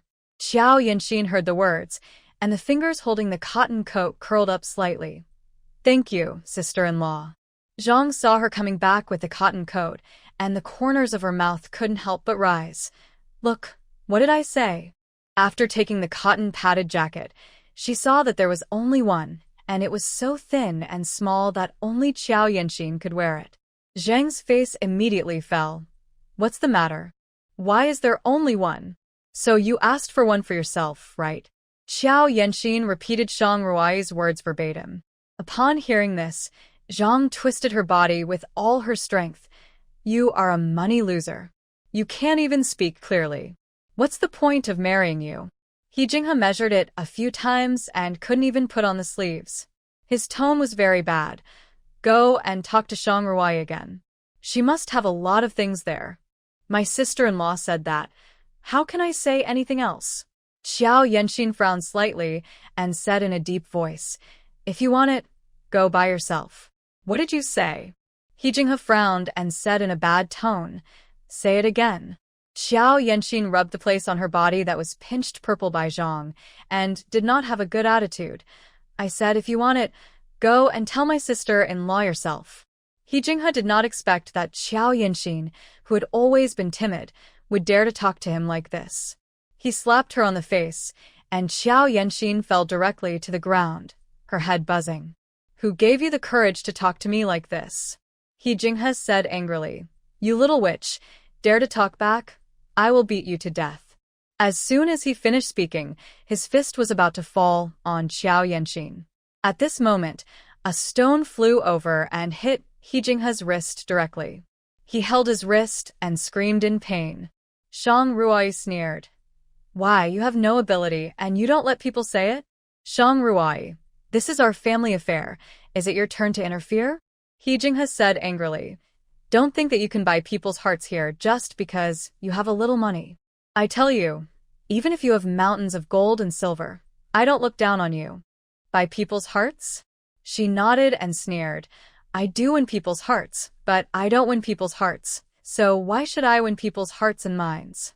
He Jinghe knew that he was no match for her in an argument. A good man does not fight with a woman, but you should not interfere. A good man does not fight with a woman? That's because you can't win. Shang Ruai scratched her ears. Since this is your family's business, please don't disturb my rest otherwise. She looked at the official. If I don't rest well, I'm afraid I won't have the energy to cook for the masters. The official herd can't cook? How can that be? They are now living on Shang Ruai's cooking skills. Zhang, who strode over with a whip in his hand. What's the matter? Do you want to be whipped? He lowered his head to look at the wound on Xiao Yanxin's face. One side of his face was swollen, and the corner of his mouth was covered with blood. It seemed that He Jinghe had been ruthless. What's the point of beating a woman, man? Zhang, who pointed at He Jinghe with a whip and said, If you make trouble again, I will whip you to death. Zhang hurried forward and said with a smile, There won't be a next time. Absolutely not a next time. Xiao Yanxing glanced at Shang Ruoyi and bit her lip lightly. After a moment, as if she had made up her mind, she ran to her side and knelt down. "Sister-in-law, please take me in." Xiao Yanxing's behavior shocked everyone. The three people from the second room turned pale in an instant. What is this woman Xiao Yanxing doing? Shang Ruoyi frowned. "Take me in?" "Sister-in-law, since I married into the prince's mansion, Zhang has often beaten and scolded me openly and secretly, you see." She lifted up her sleeves, which were covered with bruises, which frightened everyone. Seeing this, Lin took a breath of cold air and said angrily, "Zhang, are you crazy? How can you abuse lynching and beat people?"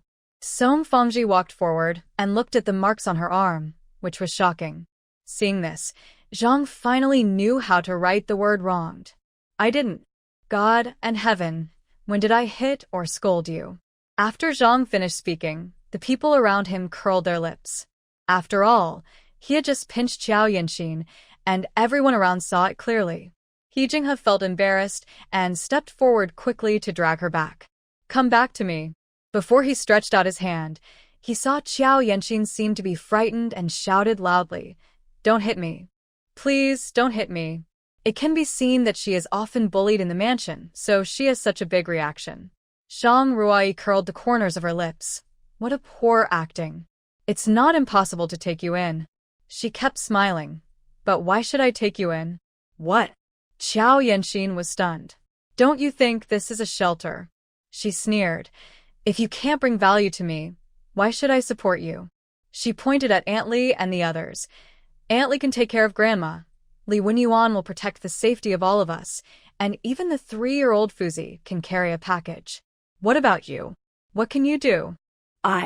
You must know that whether on the way to exile or in the place of exile, food and water are very scarce. There is no need for me to support you in vain. I can do anything, just don't let me go back." She had tears in her eyes and looked aggrieved, which was really unbearable to see. But who is Shang Ruoyi? How could she be deceived by her? But at the moment, I don't know why she did this. Maybe she just wanted to make a living.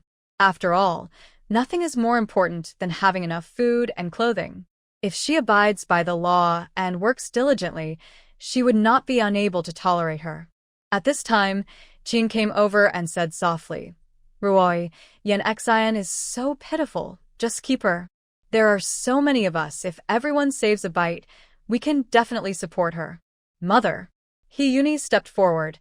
"Mother, sister-in-law doesn't mean not to take her in, but we can't take her in for free. Every day we live on the food that sister-in-law finds. It's already very hard for her to support our whole family. Now there's one more person. If she comes to eat for free, won't it make sister-in-law even more tired?" Shang Ruoyi looked at her with admiration. Her sister-in-law was really sensible. After hearing this, those who thought Shang Ruoyi was a little unkind felt ashamed. They had been relying on others to support them all the way, but they still secretly blamed her in their hearts for not taking in a freeloader. It was really a bit guilty when they thought about it. "That's exactly what I meant." Shang Ruoyi smiled. "Since you said you can do anything, I will keep you for now. But if you find it hard and tiring in the future, don't blame me for turning my back on you." "Thank you, sister-in-law." Zhang was unhappy when she saw this. She walked up quickly, grabbed her arm, and said angrily, "Once you marry, you must obey your husband. Jinghe hasn't divorced you yet, and you want to run away?" Zhang naturally didn't want Wenxi to take Qiao in. After all, their family of 4 could get 4 bowls of porridge. Every time she poured half of it from Xiao Yanxing's bowl so that their family of 3 could have enough to eat. What's more, there would surely be a lot of farm work to do in the place of exile. Zhang had already thought about it and would just ask Xiao Yanxing to do it when the time came. Now she wanted to rely on Shang Ruoyi and do work for her. Then who would serve their family of 3? Divorce. "I want a divorce." Xiao Yanxing shouted. "Divorce is always okay. In Tianshan, women are allowed to file for divorce, but there are very few such women. After all, they have been educated in the 3 obediences and 4 virtues since birth, and the rebellious nature in their hearts has long been gone." When the word divorce came out, Zhang's mother and son were stunned. They didn't expect Xiao Yanxin to dare to file for divorce. You dare to divorce? Zhang put her hands on her waist, looking like a tigress, while Xiao Yanxin knelt on the ground and cried, and it was obvious that she was often bullied at home. At this point, the fact that Zhang often abused her daughter-in-law has been confirmed, and no one would doubt that this was a good show directed and acted by Xiao Yanxin herself. Forget about the divorce. The old princess said lightly. Yanxin, come and serve me for a while. Zhang, you go back and reflect on it. The old princess spoke, and the farce finally came to an end. He Jingheng had been watching coldly from the side. He thought Zhang Ruai would not keep the woman who had a strong purpose at first glance, but she actually took her in. This woman really made him increasingly unable to see through her. But it's fun not to see through her, isn't it? A woman like Qiao is disgusting at first glance. The two spies of the prince saw that Xiao Yanxin stayed with Zhang Ruai and looked at each other. One of them went to the woods behind on the pretext of urinating and took the opportunity to send the note out. He Lingxing looked at the note, and a smile appeared at the corner of his lips. Finally, there was good news during this period of time. Your Highness, since Xiao has come to the side of Prince Ding's family, should we let her take the opportunity to poison and directly poison Prince Ding's family to death, so as to avoid more trouble? The little eunuch said softly. As for Shang, how about we think of a way to let her change her appearance and send her back to you? Huh. When can you be my master? Healingxing's voice was slightly cold. When the young eunuch heard it, he knelt down on the ground with a plop. Your Highness, please forgive me. I am just worried that you will take our friendship into consideration. I am loyal to you and have no second thoughts. Forget it, get up. He Jingheng said lightly. It is precisely because I know that you have no second thoughts, otherwise your head would have been moved long ago. The young eunuch stood aside, trembling with fear as if he had been pardoned. I don't want to have too many troubles. Although my father has taken over the military power of the Dingwang Palace, don't forget that the He family army only listens to the command of the Dingwang and He Jingheng. If they are all killed like this, I am afraid something will happen. As for Shang Ruai, the beautiful face appeared in front of He Jingheng again, and he said in a deep voice, It's just a woman.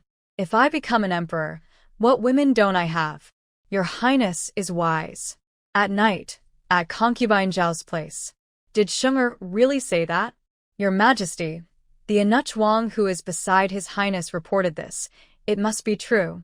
Bishi gently rubbed concubine Zhao's legs. Your Majesty, Miss Yufu asked if we need to send midnight snacks to His Highness the Crown Prince? Humph, such a shame. How can an unmarried woman send midnight snacks to a man at night? Who doesn't know what she is thinking? After all, she is the Prime Minister's legitimate daughter. How can she be so naive? Concubine Zhao snorted coldly. She still dreams of entering the East Palace and becoming the head of all concubines?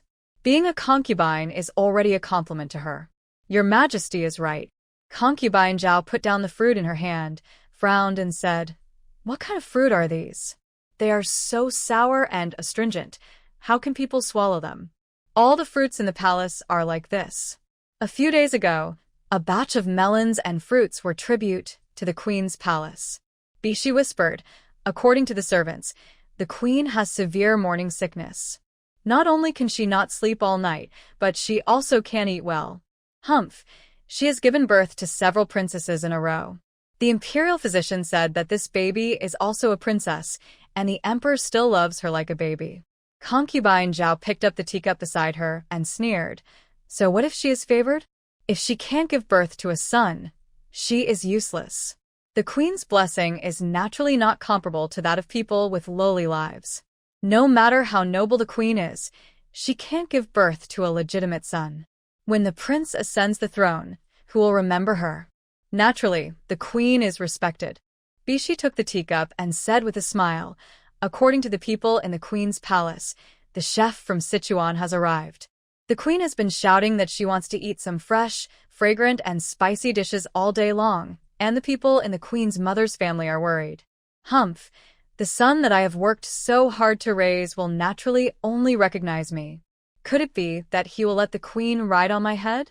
Concubine Zhao sat up straight, picked up the portrait on the table, and said in a deep voice, "The legitimate daughter of the Duke of Jinggua's mansion does look somewhat similar to that child. I'm sure the prince will be satisfied with this girl. Maybe we can find a reason to send Shang's family out of the palace some other day and then let her enter the palace." "Yes, your majesty. I heard from the people below that Shang Ruoi is very capable. Let them keep a close eye on her. If the situation gets bad, kill her. This will completely cut off the prince's thoughts." Concubine Zhao frowned and said, "It would be great if she was the legitimate daughter of the Shang mansion." Bishi also nodded. "The other things are fine, but according to them, Shang Ruoi knows how to use hidden weapons. Some time ago, many assassins sent by Prince Zhao's mansion died under her silver needles, and it seems that the poison of Prince Zhao was given by her. Prince Zhao is trying to find a way." Concubine Zhao frowned even more tightly. She didn't expect that she could hide so deeply. "Where are they now?" Bishi thought for a while. "They are probably in the place of exile now." Concubine Zhao said in a deep voice, "Let them find a way to get rid of Shang Ruoi. With such scheming and ability, if you can't use them for yourself, you must not keep her. Such a woman is the greatest help to He Jingheng and the greatest threat to them." Bishi guessed correctly. Shang Ruoi and the others had already arrived at the place of exile. People who have lived in warm areas for many years experienced for the first time what it means to be freezing cold. If it weren't for Shang Ruoi's cotton clothes, the He family would have fallen ill long ago. "Oh my God! Why is it so cold? Frozen to death. Frozen to death." The prisoners kept rubbing their hands and arms, their faces frozen blue and purple. Zhang Hu handed them over to the officers and soldiers in the exile area. "Oh, it seems that you didn't suffer much on the way to exile this time. You look good." Zhao Junyi smiled and said, "I remember that when you came last time, your complexion was not much better than that of the prisoners." Zhang Hu nodded. Not only did they live well, but the number of prisoners who survived was also the largest. In the past, not even half of them would survive, but this time more than 80% survived, all thanks to Shang Ruoi. "Where are the people from Dinghua Palace?" Zhang Hu pointed in the direction of Shang Ruoi. Zhao Junyi narrowed his eyes slightly. Thinking about the successive edicts from above, he couldn't help but have a headache. "For the sake of our good relationship, I will give you a piece of advice," Zhang Hu said in a low voice. "In the Dingwang Palace, don't mess with anyone except the second house." "Oh, why is that?" Zhao Junyi was worried about how to deal with this group of people and which edict to listen to. "I don't need to tell you how brave and good at fighting the Prince of Dingwang is. In the whole Tianshan, even a 3-year-old child knows such a general. That's natural." Zhao Junyi sighed. "Thinking back then, I worked under him. Although it was only for more than a month, he was also my old master." Zhang Hu hurriedly said after hearing this, "He was the master before, and he has to be treated as the master now." After hearing what he said, Zhao Junyi had a plan in his mind. "And Shang Ruoi, although she is the concubine of the Prime Minister's mansion, she has this more than the legitimate daughter." He gestured a silver sign and whispered, "I don't think she is a useless chess piece of Lord Shang." On the day of exile, Lord Shang even went to the city gate in person. Zhao Junyi was slightly surprised. How could this be different from the news he had received? But thinking of what the prince's confidant had said about Shang Ruoi, he said in a deep voice, "It seems that no one is allowed to move. Don't worry about those in the second house. They have been separated from the He family." Zhao Junyi looked at the second house that was almost curled up into a ball due to the cold, and then looked at the He family members whose servants were wearing cotton clothes. Even a fool could see the difference. Everyone looked at the extremely desolate exile place and had a headache. "Oh, with this kind of soil, nothing can survive. Not even the thorn ball can survive." There are many farmers with rich farming experience among the exiled prisoners. Even when they said so, people became even more discouraged. It happened that 2 people in extremely ragged clothes walked by, holding an old pickaxe in one hand and 2 very small potatoes in the other hand. They sighed and said, "We are lucky today. We can still find 2 potatoes. We have to be frugal. It can still last for a few days." Another person nodded. Hey, if we can't pay the taxes by the end of the year, I'm afraid we will be beaten again. This piece of land still needs taxes? What to pay with? The wind and sand here? At this moment, Zhao Junyi came over and said in a deep voice, I believe you should know that after being exiled all the way, people who come here want to go back. That's absolutely impossible. He paused, looked at He Jingheng and slowed down his tone. It's probably impossible, so just serve your sentence here honestly and work. If you can't pay the taxes by the end of the year, you'll have a hard time. People looked at the whip in his hand, too frightened to say a word. The man just now said something and was beaten severely. The next step was to assign residences. There were only some earthen houses here, and most of them were about to collapse, and the rest were houses that had already collapsed. Oh my God! How can people live here? The lowest servants in the mansion live better than this. Zhang pinched her nose, her eyes wide open. She never expected that the residents in this place of exile would be so shabby. Not only her, but everyone felt that the future was bleak. No food, no water, no house to live in. What's the difference between this and dying? Zhao Junyi pointed to the houses that were about to collapse. You can choose one here. They are all the same size. Seeing this, Zhang decisively ran towards one of the houses, and He Jinghe followed closely behind. After all, it hasn't collapsed yet, right? Just stay there for now. The houses are separated by fences and the yard is not big, so only a small amount of vegetables can be grown. But the soil here is poor. Not to mention crops such as vegetables that have extremely high requirements for soil. Even sweet potatoes are extremely difficult to grow, so the size of the yard is not important. But these houses are too small for the He family. Zhao Junyi thought for a while and said, either you can separate into several families, or there is a very large yard at the east end of the village, but the houses there are all thatched houses, not even earthen houses. Now the weather is getting colder, you have to think about it. Sir, how big is that house? Take us to have a look. As she said that, she took out a silver ingot and quietly put it in his hand. Thank you, sir. Zhao Junyi counted the silver. There must be at least 10 taels. He smiled with satisfaction. Let's go. When she arrived at the yard, Shang Ruai was shocked. How could this be a yard? This was clearly a farm. There was even a small hill in the yard. This was exactly what she wanted. Shang Ruai smiled and said, this is it. The He family looked at the thatched house swaying in the wind, and a chill came over their hearts. The so-called exile means coming here to be farmers, but they are different from ordinary farmers and have a lower status than farmers. Farmers can take part in the imperial examinations of the court, and many children from poor families have changed their families through the imperial examinations, but the exiles cannot. They are criminals, and criminals are not qualified to take part in the imperial examinations.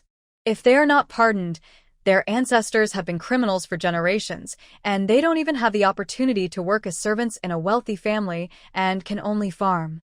In addition, they cannot leave the place of exile without permission. The place where they are exiled is a village under a border town in Qingzhou, which is basically full of exiled criminals. And they have no land, they must reclaim wasteland by themselves, and in the autumn of next year, they have to pay taxes. Shang Ruai specifically asked what they have to pay. Usually, potatoes are grown here, and if the weather is good, some corn can be grown. Zhao Junyi told her to try not to grow vegetables, because they would not survive at all. Sir, can we ask someone to build a house? Shang Ruai's words gave everyone in Dinghua Palace a glimmer of hope. Yes. Just find someone to build a house. Why live in a thatched house? Of course you can, but if you want to build a house, it will cost a lot of money. But seeing that they are so generous, they must have a lot of money on them. Speaking of money, they are like deflated ace. Where did they get the money to confiscate their property in such a hasty manner? Sir, as long as you don't leave Qingzhou, you can go to the town, right? Zhao Junyi nodded. Normally speaking, only one person from each household can go to the town a day. There are more people in your family, so the maximum number cannot exceed 4. Thank you, sir. Everyone from the Dinghua Palace walked into the thatched house. There was nothing in the house except a row of low couches. Everyone blamed her in their hearts. The houses chosen by others were much better than this one. Although they were also leaky, they were definitely stronger than straw. Yuan said in a deep voice. Wife Jingheng, third uncle has always felt that you are prudent, but on this matter, you should have discussed it with us. How can such a big thing be decided so hastily? Shang Ruai smiled. Third uncle, you only see the shabbiness of this thatched house, but you didn't discover the wonderfulness of this house. What's so wonderful about it? If we go further east from our yard, there is a forest. Although the land here is barren, the trees in the forest are very lush, which means that the soil there is very good. We can dig soil there and spread it in the yard, and perhaps grow some vegetables and fruits. The trees can also be cut down to make some furniture, which can also save some money. The trees can also be used to make some fences and raise some chickens, ducks, cows, and pigs. When the time comes, we can open up some land to grow food. In addition to paying taxes to the court and using it to pay officials, we can not only be self-sufficient, but also perhaps make some money. After Shang Ruai finished speaking, the whole room fell silent. Everyone, including He Jingheng, looked at her in shock. They never expected that Shang Ruai had thought of all the ways after just walking around. He Jingheng curled up the corners of his lips. This woman always gave him surprises again and again. Then what about the house? How can we have the money to build a house now? Qin thought about it and took out the only gold bracelet on her body. This is all my belongings. Shang Ruoi had said before that she was not allowed to take it out and that she could keep it for other uses when she arrived at the place of exile. Right now, building a house is the most important thing. The old princess took out a paper bag, which also contained some gold and silver jewelry. The house was searched in a hurry, so I could only take these things. Lin and Song Fangji from the third room also took out some. These should be enough. We will build a smaller one first, and then build a bigger one when we have money in the future. As soon as the voice fell, He Jingheng took out a jade ring from his pocket and put it in Shang Ruai's hand and whispered, "Build a big one." The moment the old princess saw the ring, her face changed slightly, but seeing He Jingheng's calm look, she moved her lips, but finally said nothing. Shang Ruai saw this scene and knew that the ring must have an unusual meaning. That night, when they saw Shang Ruai take out a few quilts from the largest package, there were no other words to express their feelings except shock. On the way to exile, Lord Zhang told me to buy some cotton clothes and quilts, which will definitely be useful when I get here. Shang Ruai said with a smile. Thanks to Lord Zhang's reminder. Otherwise we would have been cold. He Jinghe looked at the quilt in the package. When he saw Shang Ruai never open the package after taking the cotton-padded clothes, he thought it was so heavy, so he might as well throw it away. Fortunately, he didn't throw it away, otherwise he would have beaten himself to death today. For the first time in several months, the He family had a good night's sleep. Knowing that the ring was unusual, the next day, when Shang Ruai went to the pawn shop in the town to exchange silver, she did not put the ring in, but took out several gold jewelry from the space and exchanged a total of 100 taels of silver. If she went to the county town, she could exchange more silver, but where was the time? She took out the silver notes she asked from the eldest lady on the day of her wedding, took out a 500 tael note, and went to the money house to exchange it for cash. With so much silver, it was enough to build a big house. She also bought a lot of daily necessities in the town and bought a lot of meat and vegetables. They hadn't had a good meal for these days.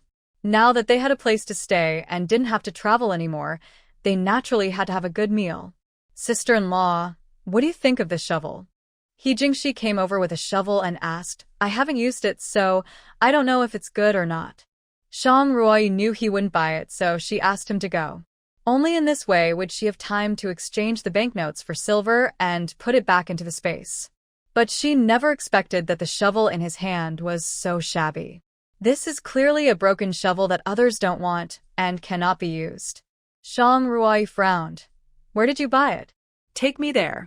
He Jingshi took her to an ironware shop, where an old man was standing at the door, eating a meat bun in his mouth. When he saw He Jingshi coming back with a shovel, he hurried away.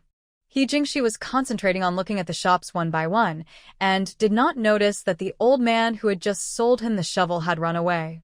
Shang Ruai walked into the shop, looked at the room full of brand new shovels, and cursed He Jingshi for being blind for buying the only broken shovel in it. She put the shovel at the door, and the shopkeeper inside was a man who walked over with a smile. "Sir, do you want to buy something?" Shang Ruai pointed at the shovel and said in a cold voice, "Is this the one you sold to my brother?" The shopkeeper was stunned for a moment, looked at the shovel. "Sir, did you go to the wrong shop? Or did you remember it wrong? Our store sells new ironware and yours is obviously old and unusable." Shang Ruai turned around and asked, "Are you sure you bought it here? Did this shopkeeper sell it to you?" He Jingshi blinked, looked at the furnishings in the store, then looked at the shopkeeper and whispered, "I bought it at the door of this store from an old man in a gray robe. He said he was the shopkeeper of this store and that the shovel was the best shovel in the entire store." Shang Ruai couldn't help but sigh when she heard this. She was clearly being fooled. Looking at He Jingshi's harmless face, she couldn't help but be speechless. Should she say that he was too well protected or that his brain was not enough? "You were talking about that man. Young man, you've been cheated. He is a liar and everyone in our town knows it." But the shopkeeper didn't expect that a grown man would be cheated of money by such a person.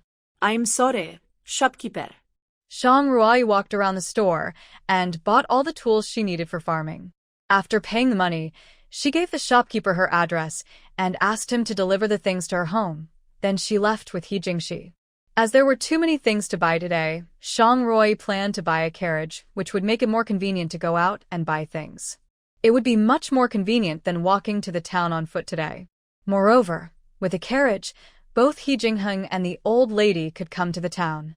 "Sister-in-law, I'm sorry, I lost a tael of silver in vain."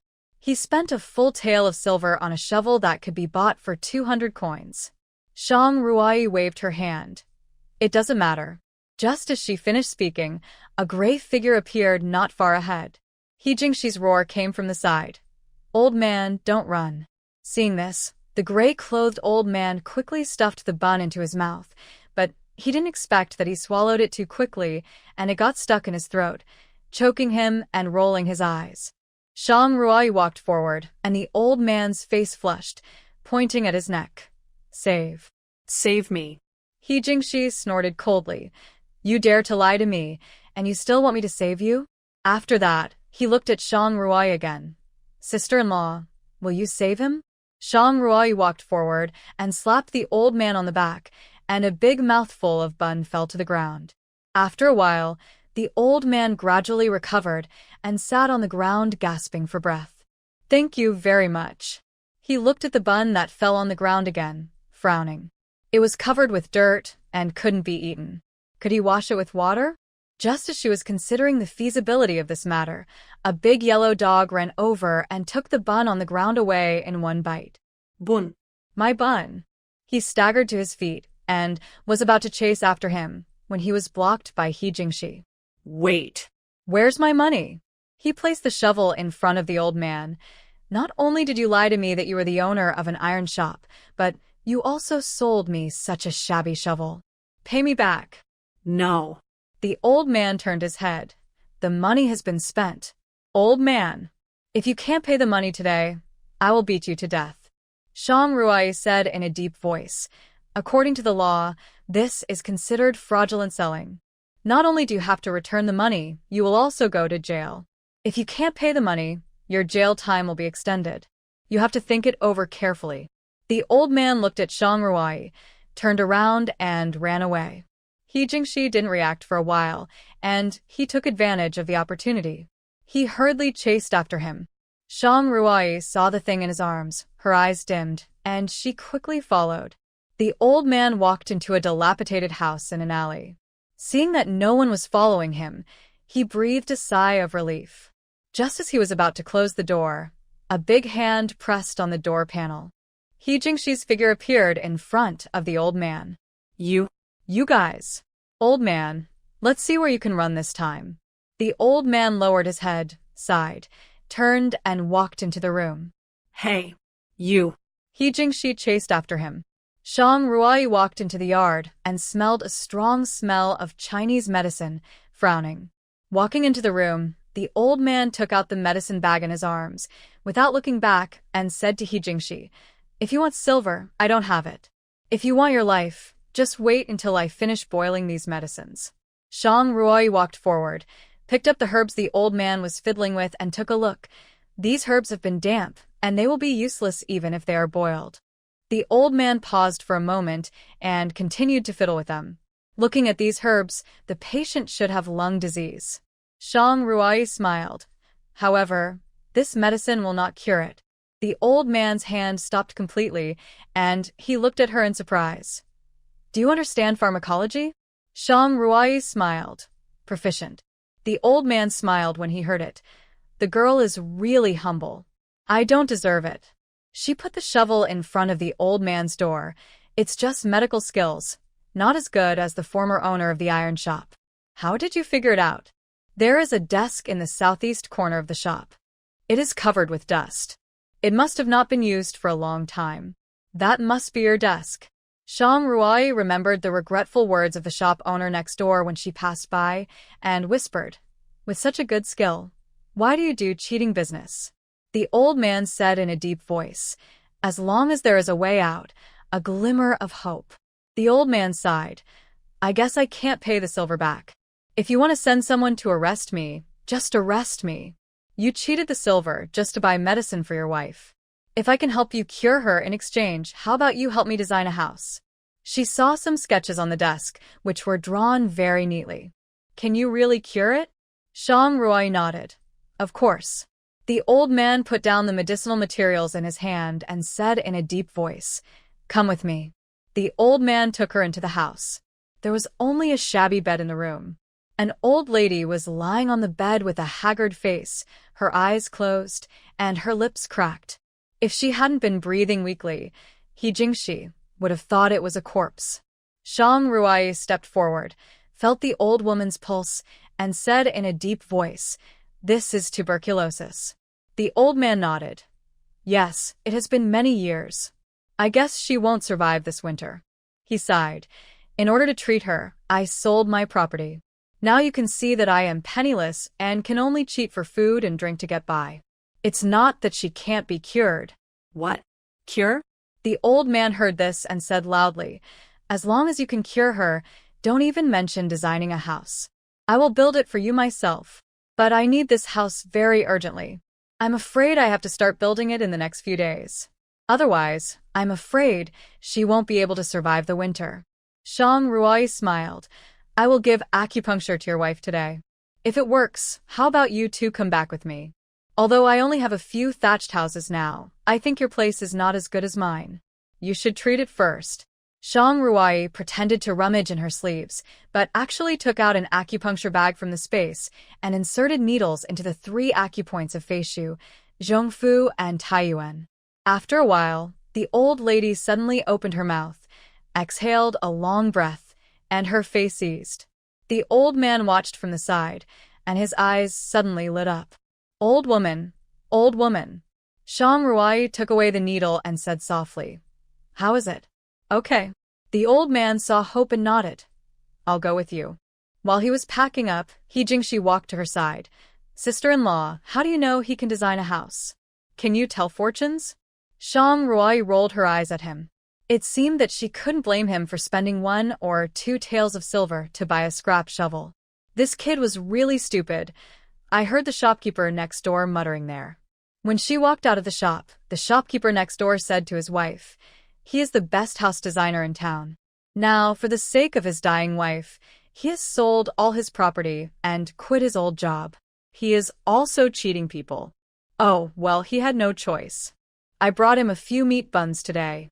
Look how thin the old man is, just skin and bones." Shang Ruai looked at the small package in his hand, which contained only a few old clothes. "Is that all?" The old man nodded. "Yes. My luggage is hers." Shang Ruai gave He Jingshi some silver and asked him to buy a carriage. She specifically instructed, "It should be comfortable and spacious. He doesn't know anything else. If the horse still can't understand, he will be reborn." Not long after, He Jingshi came back and said, "Let's go. We're already at the intersection." When Shang Ruai saw the super large and luxurious carriage, she almost prepared to slap him in the face. He didn't even need to be reborn. With this IQ, he is not worthy of being a human being. When they returned to the village, the prisoners looked at the extremely luxurious carriage in shock. Who is this big shot? It must be the town's wealthy man. Such a luxurious carriage must cost at least 10 taels of silver. Zhang also saw it, and looking at the direction the carriage was going, she followed it suspiciously. When the carriage stopped, she was shocked to see the person getting off the carriage. It was Shang Ruai. She thought about it and ran back home quickly. He Ningen and He Jinghe were both sitting on a low couch, eating the leftover multi-grain cakes distributed in the morning. They had just arrived in the village and would be provided with 10 days of rations, 1 multi-grain cake per person per day. Zhang trotted all the way home and said loudly, "Boss, Shang Ruai bought a very big carriage. I see that it is no worse than the one in the capital. Where did she get so much silver? Could it be given by the old lady?" He Ningen frowned and said, "Where did my mother get the silver?" The house was searched suddenly. Where did she hide it? How could she not have it? If she doesn't have gold and silver jewelry, how could she not have silver bills? After hearing this, He Jinghe nodded and said, "Mother is right.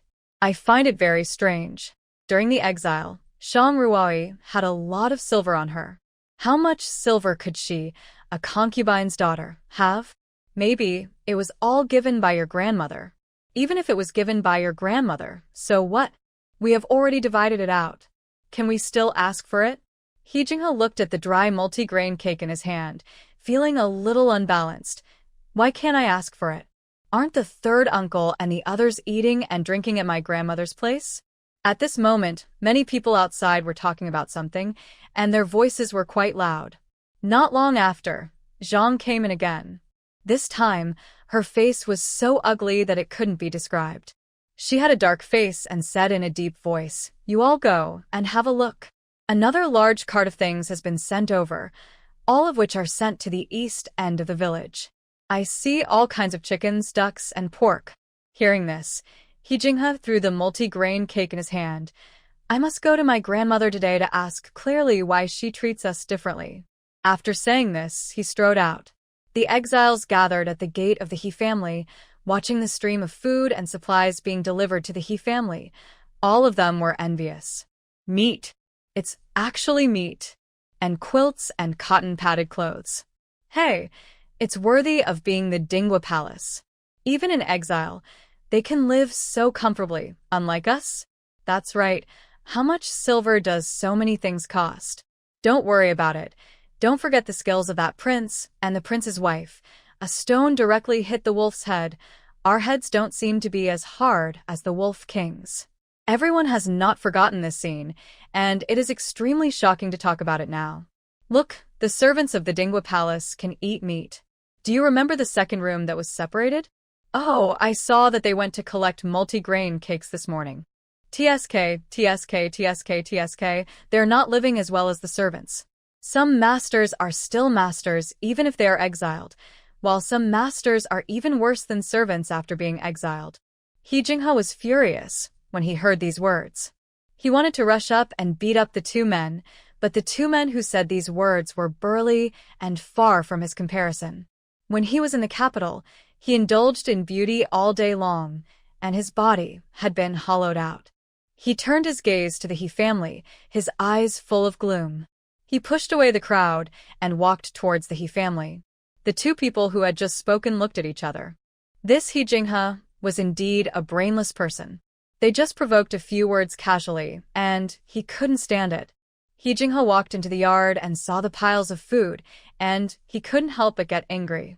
Their family had to be frugal when eating multi-grain cakes in the broken house, but Shang Ruai and the others were so stingy. Not only did they buy so much meat, but they didn't even share a piece with them. They were so stingy. Did they still treat them as a family? At this time, Zhang also came over, and seeing so many things, she hurried in with a smile on her face. Sister-in-law. When Qin saw her coming, her face sank. "What are you doing here?" Qin did not forget Zhang's expression before. "Sister-in-law, look, you have so much food here. Can you share some with us?" She rubbed her stomach, with a pitiful look on her face. We haven't eaten until now, and we are starving. Qin pulled his arm out of her hand and said coldly, "What does your starvation have to do with me? I didn't steal your multigrain cakes." Zhang's face froze, and she wondered why Qin was not as easy to control as before. "How can you swallow that multigrain cake?" Zhang frowned and whispered, "Otherwise, we can consider these as borrowed from your family, and we will certainly return them in the future." Qin was thinking about how to refuse when she heard Shang Ruo's voice. "Can't swallow it? I saw you eating very happily when you were exiled." When Zhang saw that it was Shang Ruo, she knew that she might not get any food today. "Besides, you are saying that you are borrowing from us. So, when will you pay it back? How will you pay it back? Money or food? How will the interest be calculated?" As soon as Shang Ruo finished speaking, He Jinghe said, "You are not willing to give us just this little thing? And you want interest. We are a family. What's more, these things were bought with grandmother's money, so our family already had a share." Lin from the third room came out and sneered. "When we moved out of the house, we had already separated. Why are you still thinking about your grandmother's things now? Huh? Third aunt still has the nerve to criticize me. What about you? Aren't you also using grandmother's money to eat and drink here?" He Jinghe sneered. "You still have the nerve to criticize me." Lin's face sank. "You should provide evidence when you speak. When have we been eating and drinking here? We have all handed over our own belongings. Please go back, both of you. The He family does not welcome you." "You." He Jinghe looked at Shang Ruo and sneered. "I really don't know when this He family will be left to you, a concubine's daughter, to have your say. I want to see my grandmother. I want to see my grandmother. Maybe my grandmother was bewitched by you, a concubine's daughter who is not presentable." At this moment, He Jinghe suddenly cried out in pain. The next second, a blood mark appeared on his left cheek, and blood flowed down his cheek. He Jinghe sat by the door, holding a leaf in his hand, and then looked at He Jinghe's feet. There was a leaf of the same leaf. People suddenly woke up, and a leaf cut his face? "Who said you are not presentable?" He Jinghe's low voice was full of pressure. "It seems that you need to learn the rules again."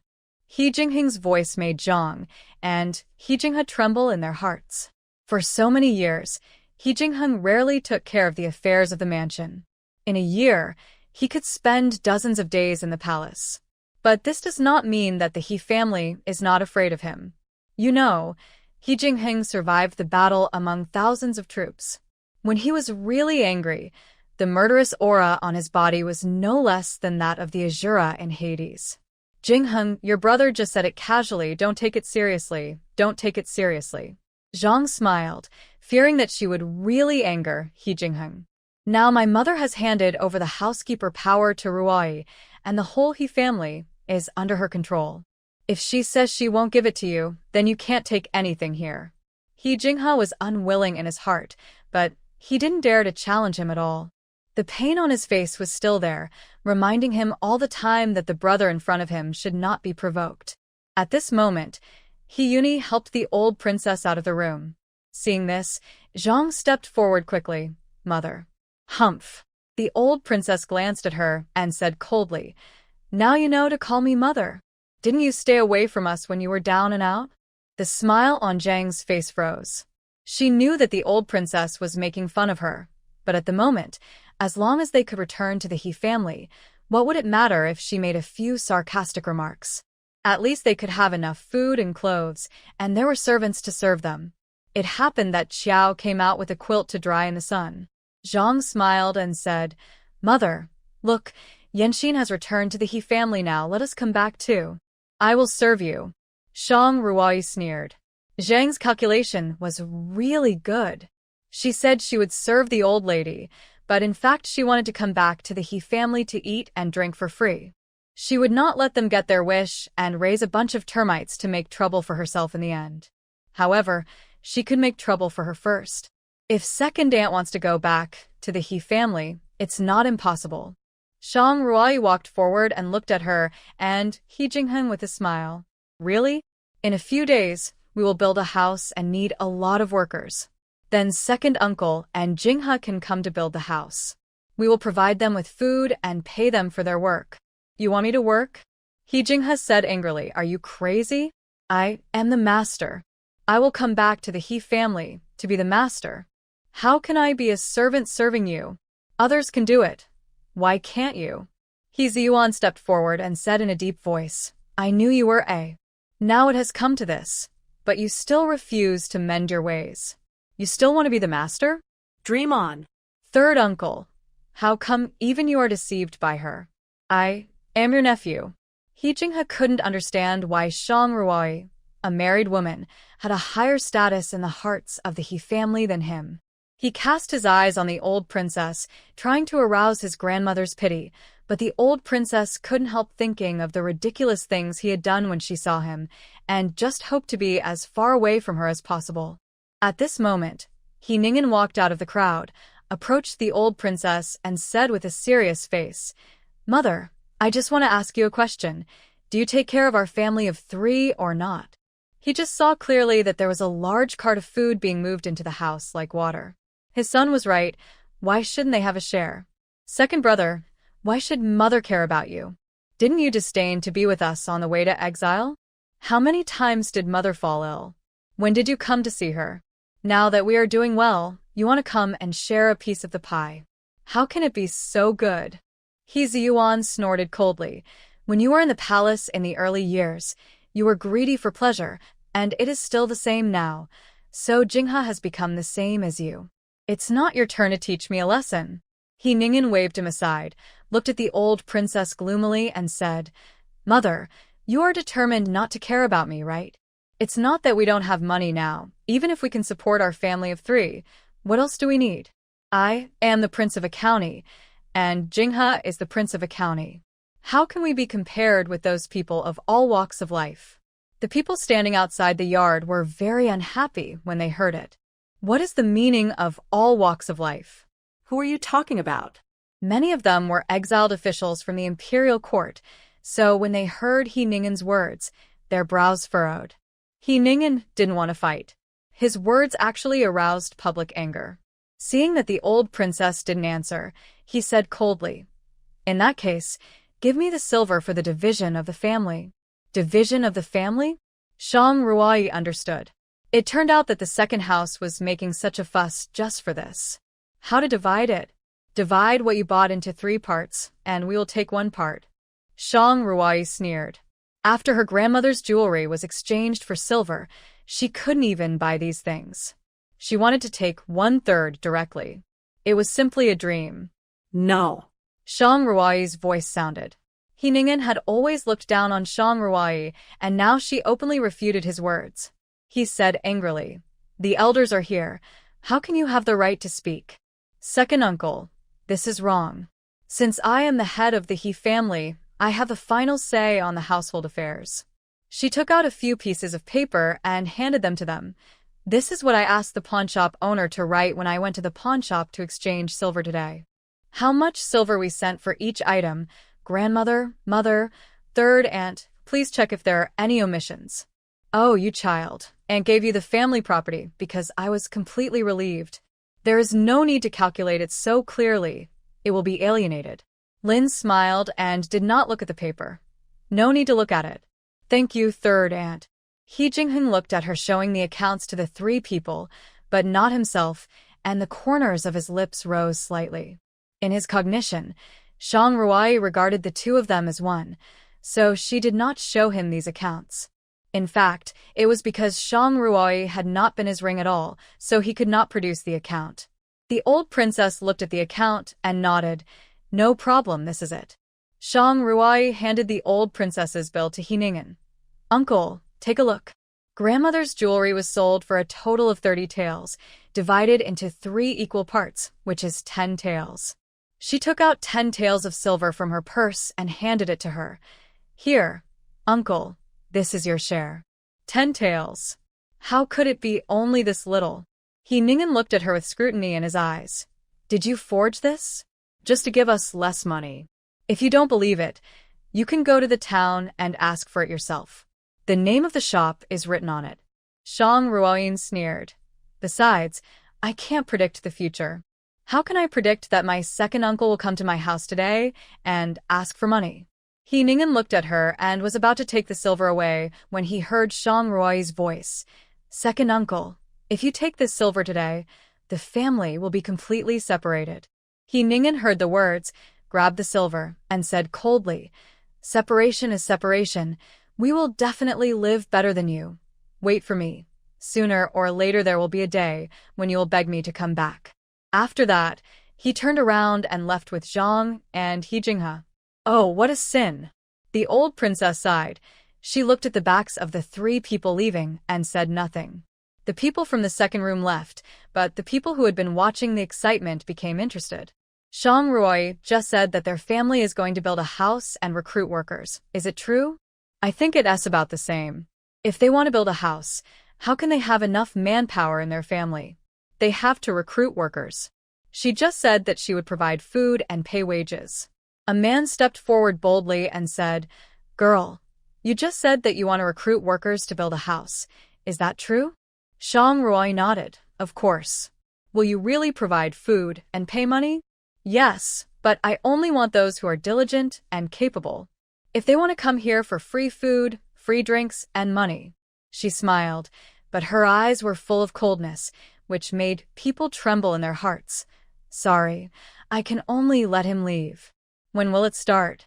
The court's coarse grain cakes were only distributed for a few days. If they couldn't find work and had no money, they would have to starve. It was cold and hungry in winter, which was deadly. These few days. When everyone heard this, they immediately smiled. At least they would be guaranteed for the future. Having broken off all ties with the second house, Shang Ruoi was in a very good mood. She told everyone to put their things away, and then came to the inner room. The old man in gray robe put his wife on the couch, turned to her, and said, What kind of house do you want to build? I'm a newcomer, and I don't know what materials are available here. Nowadays, most people use rocks mixed with mud to build houses. Poor families use straw or wood, and rich families use blue bricks. Blue bricks? It was the first time she had heard of them. Yes, this kind is specially made for rich families. It is expensive, but very strong and durable. The most important thing is that it is very warm in winter. In this bitter and cold place in the far north, the winter is very long. Shang Ruoi nodded. In that case, let's use blue bricks. She smiled. Senior, I haven't asked for your surname yet. My surname is Wu, and my name is Wenhan. Shang Ruoi briefly talked about the house she wanted to build, and saw that old Wu frowned slightly. Such a large house. I'm afraid it will take a lot of blue bricks. The money is enough. You just need to help me design and build it. After she finished speaking, she walked to the bedside, took out a pill from the porcelain bottle, and gave it to her. It was a pill specially formulated in the laboratory for tuberculosis and put it in old Wu's hand. Just one pill a day. Miss Shang, how long will it take for my old lady to get better? Probably in more than a month, she will be cured. So fast. Old Wu never thought that his wife could get better. He was so excited that his eyes were filled with tears, and he kept expressing his gratitude to her. Old Wu, you're welcome. In the evening, Shang Ruoi cooked herself and made a large table of delicious food with the ingredients she bought. It can be said that it was delicious and fragrant. The old princess nodded frequently. I didn't expect Ruoi's cooking skills to be so good. We are really feasting our eyes. He also ate the meals she cooked on the way to exile, but the conditions on the road were harsh, and he often had no food to eat. Moreover, the future was uncertain, so even the delicacies from the mountains and the sea tasted like chewing wax. Now that everything has settled down, he feels a lot more at ease. Old Wu put down his chopsticks, took out a handkerchief to wipe his mouth, and said with a smile, Miss Shang's cooking skills are really unique. Even the restaurants in the capital can't compare to yours. Thank you, Old Wu. Have you ever been to the capital? He Jinghe looked at him and said lightly, The capital is very far from here. The smile on Old Wu's face paused, and then he explained, It happened many years ago, so let's not talk about it. He Jinghe nodded and continued to eat without answering. Shang Ruoi didn't suspect anything, and after everyone had eaten and drunk their fill, it was already dark and they fell asleep. After a long time, two figures appeared in the yard. How is it? He Jinghe's figure appeared from the darkness.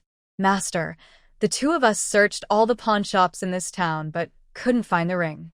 But we found the jewelry of the princess and others in the pawn shop you mentioned, and we redeemed them all as you ordered. Yunqi handed the things to him. But there are a few more items than you said. He Jingheng picked up the jewelry that Shang Ruai had pawned and said in a deep voice, "Are you sure you have found them all and left nothing out?" "Yes, I've asked everyone." "Master, the ring couldn't have been taken away by Miss Shang." "That ring." Yun Tian was interrupted before he could finish his words. "It doesn't matter, it was a fake." "Fake? Okay, you guys go down." He Jingheng's face was slightly gloomy, and he was staring at the door of the room in a daze, not knowing what he was thinking. Yun Tian wanted to say something, but Yunqi grabbed him by the collar and flew away. He stood in the yard for a long time, his eyes always looking at the room. After a long time, he murmured, "If you are really a spy, this prince will admit it." Yunqi pulled Yun Tian and flew for a long time before stopping. Yun Tian said angrily, "What are you doing? Why don't you let me say it?" Yunqi scolded, "Can't you see that the master is in a bad mood? That ring is related to the lives of hundreds of thousands of our brothers. The prince actually used it to test a woman." Yun Tian thought for a while and said, "That woman is the daughter of the enemy." Yunqi sighed, "All this must be under the control of the master. We just need to listen to the master's orders and do things." Yun Tian smacked his lips. "But the woman's cooking is really delicious. I can smell it in the yard. I'm so greedy that my mouth is watering." Yunqi nodded. "Yeah. But we've walked so far. How can I still smell it?" Yun Tian murmured. "Could it be that I'm too hungry?" At this time, Yunqi took out an oil paper bag from his arms, and there was a roasted chicken in it. "You actually brought contraband." Yun Tian was about to grab it, but Yunqi dodged it. Yunqi pulled off the chicken ace and handed it to him. "This is yours." Yun Tian, "If you are a brother, do you dare to share a chicken leg with him?" Yunqi used practical actions to tell him that if you are not a brother, you can eat it if you want. The next morning, when Shang Ruai got up, she found He Jingheng sitting in the yard. She walked up and said with a smile, "You got up so early." "Yeah." After he finished speaking, he turned and left. His tone was a little cold, but Shang Ruai didn't care. Since they met, this man's personality has been weird. She wanted to return the ring in her space to him, but she had to give up when she saw him walking away. At this moment, in the woods not far away, a group of people were quietly approaching them. After breakfast, Shang Ruai's eyelids kept twitching. He Yuni saw her rubbing her eyes, walked up and asked, "Sister-in-law, are your eyes uncomfortable?" "No, it's just that my eyes are twitching all the time. Mother always said that eye twitching means money." He Yuni spread out her palm, smiled and said, "Isn't wealth coming?" She saw a jade pendant in her palm. "What are you doing?" He Yuni handed her the jade pendant. "The money to build a house is not enough. This is the only thing I brought with me. Mother said it was given to me by my brother when I was born, so I have been wearing it ever since. But now that I am in this state, this jade pendant is gone." Shang Ruai smiled and said, "This jade pendant is of top quality. It is obviously made of top-grade mutton fat jade. You should keep it for yourself. The money is enough to build a house." He Yuni refused several times, but seeing that Shang Ruai refused to accept it, she had to give up. "Sister-in-law, if you need money, come and tell me." Shang Ruai nodded and was about to say something else. Suddenly, her eyes became stern, and she looked into the dense forest with a sharp gaze. "Sister-in-law, what's wrong?" He Yuni saw her face change suddenly and asked puzzledly what happened. "Go back. Go back to your room quickly. Don't come out. Tell mother and the others not to come out." Shang Ruai pushed her in with force, and as a result, the jade pendant in her hand fell to the ground. He Yuni had just entered the room, and the next moment, a feather arrow shot at the place where she had just stood. Jade pendant. "Don't come out." Shang Ruai turned around and picked up the jade pendant. After she finished speaking, several more feather arrows shot over, and Shang Ruai quickly dodged and barely avoided them. She hid behind the only pillar in the yard. Looking at the arrows on the ground, a scalpel appeared in her hand. The silver needle had a short range, and could only deal with close-range enemies. She had no other weapons at hand, so she could only use the scalpel to defend herself. At this moment, the mechanical voice came from her mind again. Space upgrade. Upgraded again? The space appeared in front of her eyes again, and she saw a house shaped like a warehouse next to the experimental building, with the words ancient weapons written on it. Weapons? This is really a pillow sent by God just because I want to sleep. Her consciousness entered the armory, and she saw that it was fully equipped with swords, spears, swords, halberds, axes, hooks, and forks.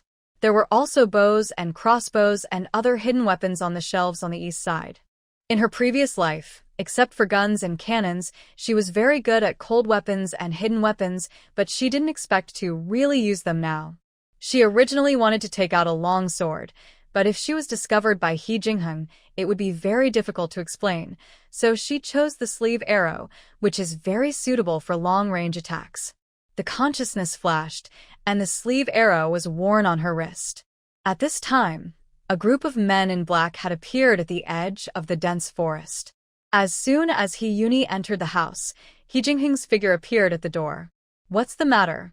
He Yuni said, panting. "There is an assassin." He Jingheng frowned. "Where is Shang Ruai?" "My sister-in-law was trapped in the yard and didn't come in because she was helping me pick up the jade pendant." What? He Jingheng walked to the window and looked out.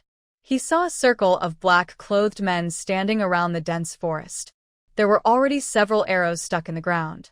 Shang Ruai stood behind the pillar, fiddling with something on her wrist. "What is this, a sleeve arrow? Where did this woman get so many things?" "Jingheng, what should we do? Ruai is still outside," Lin said anxiously. "Yeah, she is a woman, delicate and weak. How could she possibly beat a killer? You'd better think of a way." Qin was almost crying in anxiety. "Look at you, you lead troops to fight all day long, and you say you are a god of war general. Where is the god of war? You can't even protect your own wife. You are as dead as your father." He Jingheng did not answer, but looked outside fiercely. Seeing that he did not respond, Qin said angrily, "Mom's talking to you, did you hear me?" "I heard it. I heard it."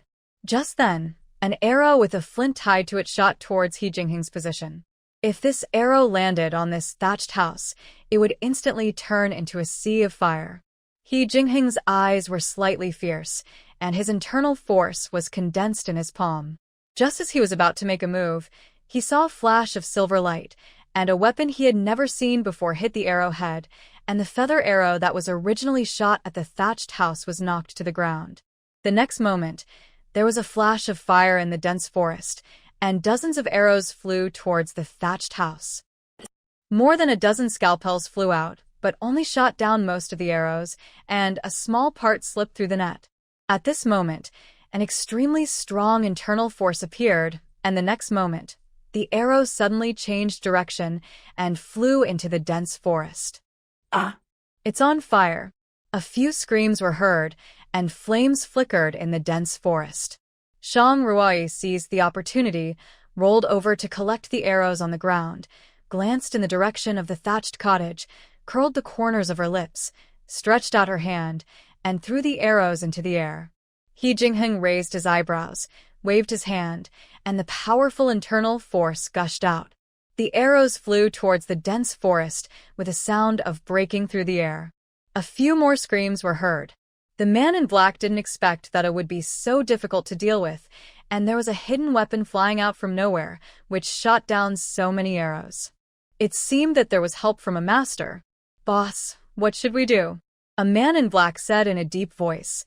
"I didn't expect that He Jingheng is so powerful. He has killed so many of our brothers before we even met. What should we do? If we don't kill him, we will die. We must kill him today, no matter what." The leading man looked at the bare yard and said in a cold voice, "There are many female relatives in their family who have been exiled." The master said that this time, in addition to killing him, his newlywed wife must not be spared. It is much easier to kill a woman than him. "Boss, if we can't kill He Jingheng, we will kill his wife to get the job done." The man nodded. It seemed that this was the only way. "Just rush in." No matter who it is, kill them when you see them. Don't spare anyone. Yes. The men in black held blades and ran straight to the yard. Shang Ruai stood behind the pillar, watching the men in black approaching. She threw out the medicine bag that had been prepared long ago and at the same time pressed the mechanism in her sleeve. A flying knife shot out and hit the medicine bag. In an instant, white smoke dissipated. The men in black were not prepared, and the smoke fell on their eyes. Suddenly, they felt a burning pain and could not open their eyes at all. Eyes. My eyes. They all dropped their armor and rolled on the ground, covering their eyes. The severe pain made them wish they could dig their eyes out. They were shouting and killing just now, but now even children of a few years old can kill them. The leading man in black saw that the situation was hopeless and took out a flare. A few breaths later, another group of people came and carried them away. Seeing this, Shang Ruai walked out from behind the pillar and picked up the scalpels on the ground one by one. Although there were a lot of these things in the space, in order not to make the man He Jingheng suspicious, she had better put them away. As far as she knew, Tianshun didn't seem to have the technology to make steel. Where did they go? I remember taking out 14. How come there are only 13 left? She didn't see that one of the scalpels was in He Jingheng's hand. When she was aiming at the medicine bag, He Jingheng used his internal force to absorb the scalpel into his hand. He Jingheng opened the door and looked at the backs of the men in black fleeing. He moved his fingers slightly and saw the shadows of the trees swaying. The next moment, several figures disappeared from the trees, not far away. What are you looking for? He Jingheng looked at her and found that there were no wounds on her body, so he was relieved. Shang Ruai shook her head and smiled. Nothing. He Yuni and Qin rushed out of the room. Shang Ruai spread out her palm, on which lay a jade pendant quietly. Here you go. Thank you for fulfilling your mission. Sister-in-law. He Yuni ignored the jade pendant, hugged Shang Ruai, and her voice was already crying. I was scared to death. What if something happened to you? Qin also wiped her tears. That's right, it's just a broken jade pendant. So, what if it falls off and breaks? How can it be as important as you? Shang Ruai was stunned. After 2 lives, this was the first time she felt the warmth brought by her relatives. In her previous life, everyone told her that as long as she could complete the task, she would sacrifice her life. So although she was sad about the death of her teammates, if the death of one person could be exchanged for greater benefits and more people could survive, then the sacrifice would be worth it. But now someone told her that her life is more important than anything else. How could she not be moved? Jingheng, do you know who came today? The old princess came out and said with some concern, These killers can find this place. What should we do in the future? He Jingheng shook his head, his tone low and helpless. Grandson can't be sure who is coming. Dinghua Palace has made many enemies. There are many people inside and outside the pass who want my life. Shang Ruai cast her eyes towards the dense forest. It seemed that she should do something there. After a while, Wu Wenhan arrived late with a group of people. What's the matter? Wu Wenhan asked in a deep voice, looking at the arrows on the ground. Shang Ruai gave a general account of what happened, and Wu Wenhan's brows frowned more and more tightly. I didn't expect that someone would dare to make trouble here. This officer will definitely investigate strictly. Then thank you very much, sir. Seeing that they had no casualties, Wu Wenhan took his people away again. Shang Ruai looked at their backs as they left, and couldn't help sneering. How could it be such a coincidence that they came just after the man in black left? There are so few villages in total. How could he know about such a big commotion just now? It's nothing more than being late on purpose. It seems that the assassin has something to do with the court. That afternoon, Shang Ruai brought old Wu to the town to buy raw materials for building a house. Today's events made her realize how important it is to have a solid house. All matters related to building materials can be handed over to old Wu alone. Shang Ruai found a blacksmith and handed him a part of the drawing she had drawn. Master, can you make this drawing? The blacksmith looked at it and nodded. Yes. He looked at it for a long time and didn't understand what it was, but as long as there was a drawing, he could make it. She went to another blacksmith shop and gave him the remaining drawings. The two didn't return to the village until it was almost dark. Hyuni was so anxious that she kept walking around in circles at home. Brother, why don't you go and look for her? It's getting dark and my sister-in-law hasn't come back yet. Could something have happened? Yes, Jingheng, or I'll ask your third uncle to go and greet her. Jingheng shook his head and said lightly, no need. But Just then, there was a sound at the door, and Shang Ruoi's figure appeared in everyone's sight. sister-in-law. Shang Ruoi smiled and handed over the oil paper bag in her hand. Here, your favorite buns. Since she came in, she had never looked at He Jingheng directly, nor said a word to him. At first, he didn't feel anything different until when they were distributing the buns, Shang Ruoi didn't give him any, and He Jingheng realized that she seemed a little angry. While Shang Ruoi was hanging clothes in the yard, he slowly walked to her side and asked in a low voice, "What's wrong?" "Nothing." Shang Ruoi smiled. "Prince, I think we should talk about the divorce." Shang Ruoi's voice fell, and He Jingheng's brows frowned almost inaudibly. "Do you really want a divorce? What else?" Shang Ruoi had a smile on her face, but the smile did not reach her eyes at all. "You and I are not in love. I was forced to be with you by Shang Yan and the Emperor. I said on the way to exile that when we reach the place of exile, we will divorce, right?" She heard their conversation at the door just now. Everyone was worried about their safety, but he was the only one who didn't care. He Jingheng looked at her and didn't seem to be talking casually, and a chill came over his eyes. "Is it because you got the ring that you don't want to play along with him anymore?" For some reason, once this conjecture appeared in his mind, he felt as if there was a flame burning in his chest. He sneered, "Whatever you want." Shang Ruoi's hand, which was hanging clothes, paused for a moment and then immediately returned to normal. "We will divorce after this place is built. This is what the prince promised me personally." After that, she took out the ring from her and handed it to him. "I will return this thing to you." The moment the ring appeared, He Jingheng was stunned. "This ring?" He looked at Shang Ruoi. "Didn't you sell this ring? When you took out the ring that day, your grandmother's expression was not very good. I guess that this ring was probably very valuable, so I didn't it. I wanted to give it to you when I came back, but I never found a chance." Just one sentence, his heart, which had fallen into an ice cellar, instantly warmed up. He took the ring, and a smile appeared at the corner of his lips.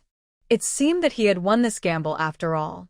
No, it should be said that he won the gamble but lost his heart.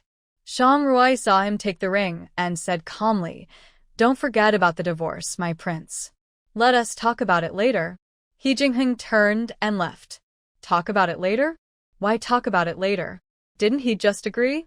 The assassination attempt in the exile area soon spread to the East Palace. "What did you say?" He Lingxing slammed the book on the table and said angrily, "Who is it? How dare you destroy my plan with such a big guts?"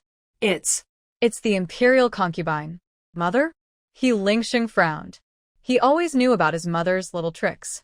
It didn't matter if he turned a blind eye to it on weekdays, but this matter was different. He Jingheng had something he wanted desperately in his hand. Before he got the thing, he had to be alive. And Shang Ruoi, he had clearly given the order, but he didn't expect that the people below would play the game of pretending to obey, but disobeying him. "I know, you can go down." He Lingxing thought for a while, got up and walked towards Launching Palace. As soon as I entered the hall, I heard a burst of laughter coming from inside. "I didn't expect there would be such interesting things, Shi. You must come and talk to me often. These new things can't be seen in the palace.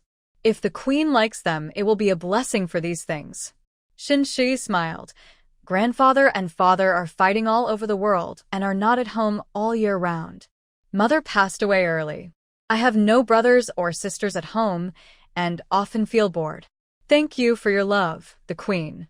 If I can accompany you, I will be very happy." Okay, you girl, the queen likes it." A trace of satisfaction flashed across concubine Zhao's eyes. "I heard that your grandfather led his troops to fight in the west this time and defeated the enemy. He will return to the court soon. The emperor is very happy and said he wants to meet him in person." Shen Shi stood up, saluted, with a faint smile on his face. "Thank you, His Majesty, for your love." Concubine Zhao looked at Shen Shi with satisfaction. This was the daughter-in-law she wanted. He Lingxing stood outside the palace, and the maid lowered her head and asked, "Your Highness, do you want me to help you pass the message?" "Yes." The maid walked in. "My queen, the crown prince is here. Please come in." He Lingxing walked into the palace and saw a woman in a white dress standing in the palace. When his eyes fell on Shen Shi's face, he couldn't help but be stunned for a moment. Concubine Zhao looked at his expression with satisfaction, and she knew that her son would be satisfied. "Your servant, Shen Shi, the legitimate daughter of the Duke of Jinghua, pays homage to His Highness the Crown Prince." Shen Shi bowed properly, with her eyes downcast, and her appearance was actually 50% similar to Shang Ruoyi. "No need to be polite. Thank you, Your Highness." Shen Shi raised her eyes and looked at He Lingxing. The scheming and calculation in her eyes fell into He Lingxing's eyes, making him frown. Her eyes were not like that. He Lingxing withdrew his gaze with a little disappointment and sat down next to Concubine Zhao. Concubine Zhao looked at him and asked, "Shinger, is there anything you need to do today?" Seeing that the mother and son had something to say, Shen Shi stood up and prepared to say goodbye. "My lady, grandfather, and father are about to return. There are still many things to take care of in the mansion, so I will take my leave first. It is not easy for you to manage this huge Jinghua mansion. Go back quickly." Concubine Zhao waved her hand, and Bishi came over with a box. "Look, young lady." There was a thumb-sized dongju in the box. You know, dongju is not something that everyone can wear, especially dongju of this size and quality. Basically, only the ladies in the palace can wear it. When Shen Shi saw the pearl, she was delighted but did not show it on her face. "Thank you for your kindness, Your Majesty. It's just that this pearl is so precious that I cannot accept it. It's just a pearl. How can it be so precious? I think you are more dazzling than this pearl, so accept it. I cannot refuse a gift from an elder. If I refuse it, it will seem that I don't know the rules. So, I thank Your Majesty for your kindness." After Shen Shi left, Concubine Zhao said to He Lingxing, "What do you think of the Shen family's legitimate daughter?" He Lingxing was shocked. It turned out that his mother knew everything he was thinking. "As long as mother feels it's good, I will naturally listen to you on these matters." Concubine Zhao nodded and smiled with satisfaction. Xing'e has been sensible since he was a child. Mother is very pleased. "Is there anything else?" He Lingxing shook his head. "I came to visit mother today." Then, Concubine Zhao kept him for lunch until she was ready to take a nap. After He Lingxing left, Bishi told her everything about the Eastern Palace. "Your Majesty, His Highness knows that you intervened in this matter, and he is very unhappy." According to the servants of the Eastern Palace, he was very angry when he came out. "Ha, angry?" Concubine Zhao sneered. "If it weren't for me, could he have sat firmly on the throne of the Crown Prince of the Eastern Palace? Everything I did today was for him. When he ascends the throne, he will understand my difficulties." She took off the hairpin on her head and said with a smile, "I like Shen Shi very much. He behaves appropriately and is neither humble nor overbearing. He is a suitable candidate for the Crown Princess. The Empress has a keen eye for pearls, and the one you choose must be the best." Concubine Zhao lay on the couch contentedly, and now she was just waiting for a reason to let the emperor issue an order. Then Shen Shi returned to the house and ordered her personal maid Furong to put away the dongju that Concubine Zhao had rewarded. "Miss, then but dongju. Only in the palace can such a good one be found." Shen Shi sneered. "It's just a bead. What do I want and can't get?" "Yes, yes, yes," Fu Rong said with a smile. "Even if the young lady wants the stars and the moon, I will help the young lady pick them off." Shen Shi looked at the beautiful face in the bronze mirror and couldn't help but picture that handsome young man in front of his eyes. Yes, even the stars and the moon can be seen, but that person didn't even look at her. Since if he doesn't like him and marries someone else, then he will become the most noble woman in the world. When the time comes, he will definitely regret it. The man Shen Shi loves and hates is currently chewing in the place of exile. Baba's multi-grain pancake. He Jingheng looked at the multigrain pancake in his hand and looked at the people eating meat and vegetables on the table. He Yuni smiled helplessly and said in a low voice, "How are you, sister-in-law? Did you take it out?" Shang Ruai looked at her dumbfounded and nodded randomly. "It's time to vent your anger." Hearing this, Miss Qin quietly breathed a sigh of relief. "Good boy. Just calm down. If Jingheng messes with you again in the future, he will come to us. Mom will vent your anger on your behalf. Don't talk about Healy anymore." Chang Ruai reluctantly nodded. She never expected that He Yuni would hear her last words of harmony, nor did she expect that the two of them would spend the whole night asking for answers, insisting on asking why they wanted to reconcile with each other. Li, did she dislike He Jingheng's legs? Chang Ruai had no choice but to say that he made her angry, and she was so angry that she didn't want to have with him. The two took turns talking to her for a day, and Chang Ruai was really attracted by this pair of mothers. The woman said she was tired of it and promised not to divorce. When He Jingheng saw her nodding, a smile of success appeared on his lips. News of the assassination of the He family spread like wildfire in the exile, and everyone was in danger for a while. When those assassins came to find them, they didn't have the skills of Chang Ruoi and his wife. If the assassins came, they would definitely die. Zhang returned home and told Henningen about the incident. "We have to thank them for not taking us in, otherwise we would. What should you do if you encounter an assassin? That little witch Chang Ruai will definitely not save us, and maybe she will push us out to block the knife."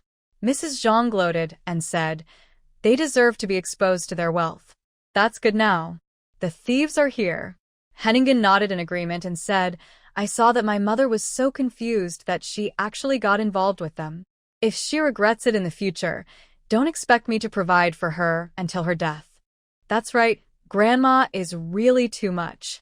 He Jinghe sneered and said, "As for Chang Ruoi and the others, I opened my eyes and watched the day they were punished." Mrs. Chiao thought she could enjoy the blessings with them. Bah. Mrs. Zhang smiled and said, "Jinghe, you have been smart since you were a child. You must take the scientific examination and earn a name for your mother."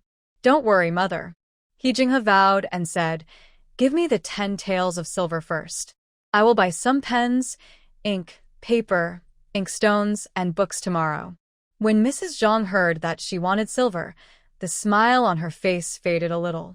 When she heard that it was 10 taels of silver, she even stopped smiling. Everything is good now, but if she wants money, Mrs. Zhang doesn't want to give it. "Master, let's share it. With your family's money, are you going to buy pens and ink for your son?" Henningen frowned and said, "What kind of pen and ink should I buy? You women don't know anything. What's the meaning? We are now criminals, and criminals are not allowed to take part in the scientific examination." He Ningen's words stunned Zhang. How did she know so much? She never thought that one day she would be in the position she is in today. He Jinghe heard what his father said and smacked his lips. He was not fooling. "Okay, these 10 taels of silver have gone away again. What should we do?" Mrs. Zhang fell down on her chair and choked with sobs. "Are we going to live in such poverty from now on?" Henningen said in a deep voice, "Now we can only take one step at a time. After all, we still have enough money at home. Let's buy some winter clothes and quilts first." He took out 5 taels of silver from the branch and gave it to her. "Buy some more rice and noodles." Ms. Zhang looked at the 5 taels of silver in embarrassment. What can she buy with just this little money? Besides, buying rice and noodles will not help. How can she cook? She has been served by servants since she was a child. She has never been in the kitchen. After only a few days here, she already started to have back pain. If she continued to eat, would it kill her? Chang Ruoi discussed the details of building a house with Mr. Wu, and Mr. Wu looked at Chang Ruoi. Looking at the drawings, I couldn't help but exclaim, "This drawing must exist in heaven." "Excellent. Wonderful."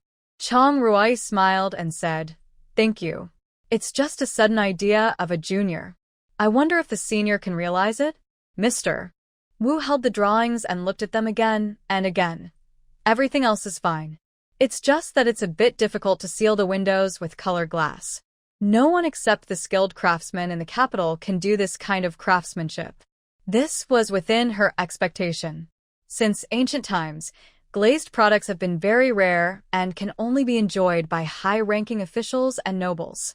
Previously, in the Prime Minister's mansion, the windows of the house she lived in were made of paper. Every winter, it was so cold. Unfortunately, Chang Yufu's windows were made of colored glaze. Later, when she married into King Ding's mansion, the windows in all the houses were made of colored glaze. She knew how precious the colored glaze was, but since there was a craftsman who could make it, she had to find a way. I do know that there's a person in town who can do it, but he has been practicing for many years, so he probably won't be able to do it.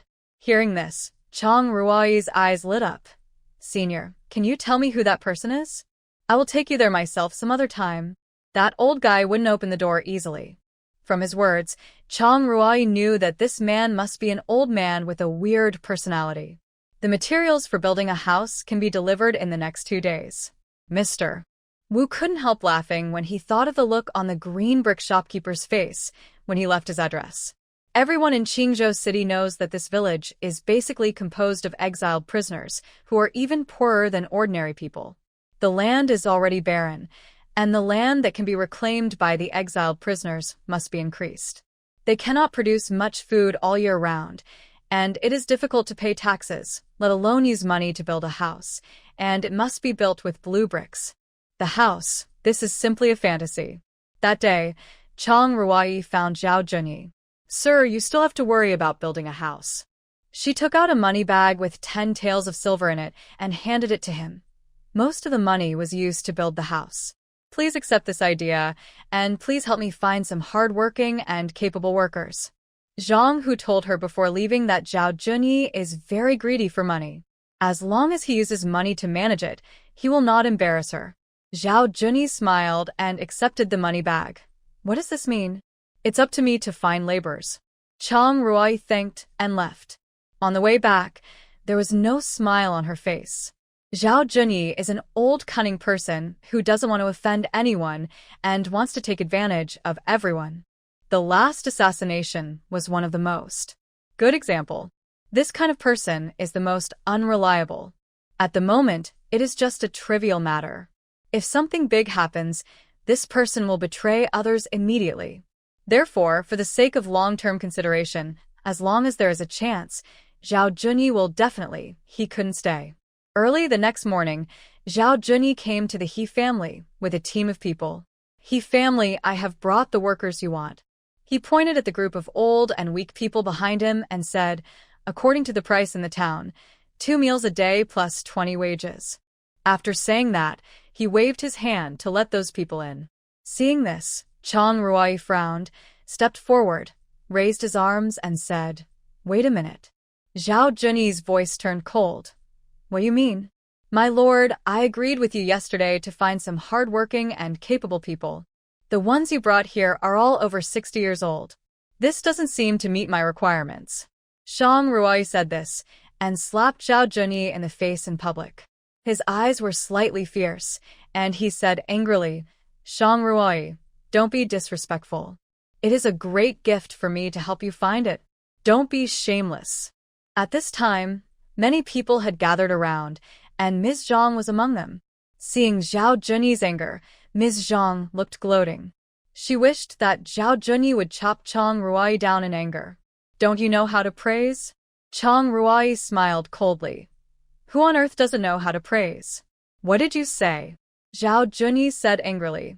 How dare you talk back? Do you believe that I will punish you? Chang Ruoyi stepped forward with no fear in her eyes. Although I am guilty, I didn't steal or rob when I arrived at the place of exile. I just didn't want to use these workers sent by your excellency. What's the crime? What's the crime? Zhao Junyi sneered. Here, if I say you are guilty here, and I have the final say on everything. Really? So, either leave these people here or... Zhao Junyi stepped forward and said viciously, I will punish you for disrespect. Chang Ruoyi sneered. The crime of disrespect? I really reflect on myself 3 times a day. Have I given you face? It's no use talking nicely. She has to be forced to use force. She curled the corners of her lips, flicked her fingers, and a pill slipped into Zhao Junyi's sleeves without anyone noticing. Within a few breaths, he felt extremely itchy on his body. He scratched his body like a monkey, and the funny movements made everyone laugh. "What's crawling on me? It's itchy to death." Wu Zhejiuni wanted to bear it at first, but it seemed that something was crawling on his body. At first it was one, and then it became 2, 3, and countless. "Doctor, find a doctor quickly," he shouted anxiously. "Sir, the doctor was transferred to the military camp early in the morning and has not returned yet." The subordinate next to him said, "How about I go to the town to invite a doctor?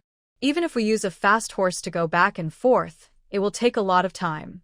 He is so itchy that he wants to stab himself directly. He doesn't want to endure it for even a quarter of an hour, let alone several hours."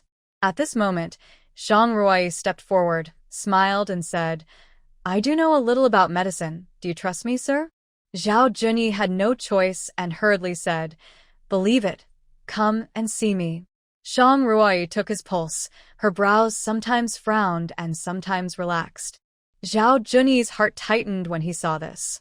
Could it be that he had some incurable disease? After a moment, Shang Ruai sighed, looked at Zhao Junyi, and hesitated to speak. This sigh and this look scared Zhao Junyi so much that he almost fell to the ground. "What's the matter? Say something." He kept scratching his body, especially his arms, which were already scratched, but he still felt itchy. "My lord, you have a strange disease." Her tone was extremely heavy. He Jingheng found it very interesting to see this little woman fooling people in a serious manner, and a smile appeared on the corner of his lips unconsciously. "Strange disease?" Zhao Junyi was shocked. "What strange disease?" "I have seen it in an ancient medical book. If you have this disease, your whole body will be extremely itchy, and the flesh will fall off piece by piece. Finally, all the skin and flesh will fall off, revealing the bones. TSK, TSK, TSK, TSK. It hurts so much just thinking about it." As soon as Shang Ruai finished speaking, Zhao Junyi fell directly to the ground, his eyes full of fear. He looked at his body, fearing that some piece of flesh would start to fall off. "However, there is a way to treat it," Shang Ruai said lightly. "It's just that the treatment process is very painful." Hearing that there is a treatment method, Zhao Junyi did not care about his physical discomfort, jumped up and asked eagerly, "What method?" "Acupuncture, once every 3 days until healed," Shang Ruai said in a deep voice, "but I am not sure when it will be cured. It depends on the individual. It's just acupuncture. How painful can it be? As long as it can cure the disease, it's fine." Until Shang Ruai took out the thickest silver needle, Zhao Junyi was stunned where he was. "Is this a silver needle? If it's a little thicker, it can be used as an awl." Shang Ruai stabbed the silver needle into his arm, and Zhao Junyi screamed in pain. The people around were all scared. How can this be a cure? This is clearly fatal. Is that silver needle serious? Shang Ruai looked at him coldly. This is the result of provoking her. He suffered and had to be grateful to her. She took out the silver needle, and the itchiness on her body disappeared in an instant. It really didn't itch anymore. Zhao Junyi said with surprise, "Miss Shang is really a miracle doctor. Lord Wu, don't forget to come for acupuncture again in 3 days." Shang Ruai put away the silver needle and said lightly, "It seems that it will take several months." "A few months." Zhao Junyi looked at his arm. Could he still keep his arm? But compared to losing his life, it would hurt a little. Shang Ruai pointed at the group of workers who were stopped outside the door and said with a smile, "Sir, these people, go back." He waved his hand, turned to Shang Ruai and said, "I will find someone tomorrow." Hearing this, Shang Ruai hurriedly said, "No need to trouble you." She pointed to the onlookers and said, "Most of the prisoners who were exiled with us are young and strong, so we can use them." When the people around heard it, they were very happy. What Shang Ruai promised yesterday was true. As long as Zhao Junyi nodded, they would have food to eat, and they could earn some extra money. When winter really came, they could survive this winter. Zhao Junyi naturally had no objection. His life was in their hands. How dare he say no? He hurriedly said, "Of course you decide. In that case, thank you very much, sir." After Zhao Junyi left, Zhang Ruoyi walked up to the crowd and said loudly, "I believe everyone knows that our family is going to build a house. Our He family is recruiting workers as long as they are diligent and capable. Those who just want to eat and drink for free, cheat, and play tricks. Once I find out, I will drive them away directly. Don't say that I am ruthless then." A man stepped forward. "What about the wages? How is it calculated?" Just now, Lord Zhao said, 2 meals and 20 silver coins per day. When everyone heard this, they rushed to sign up. After all, now everyone wanted to rely on the He family to survive this cold winter. I'll do it. I have plenty of strength."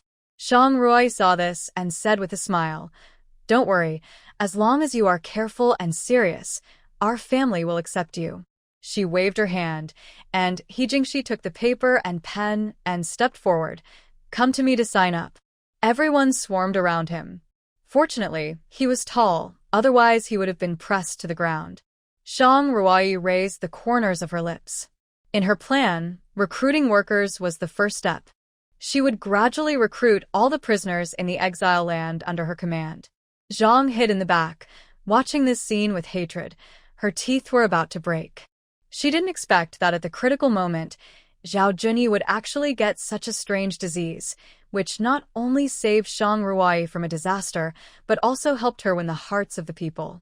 Wouldn't she be able to get 100 responses in the exile land in the future? No. Why should such a good thing fall on her head? In addition to the exiled prisoners, there were also local villagers who came to sign up. The land here is barren and the grain grown, except for taxes, can hardly survive the winter.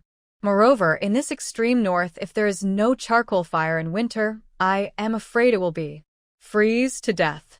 The price of charcoal in the town is very high, and ordinary families can't afford it at all, so they all build a kong, which is connected to the stove, so that the firewood used for cooking can heat the kong. There is a lot of firewood here, and every winter, you only need to stock up some firewood to spend the winter safely.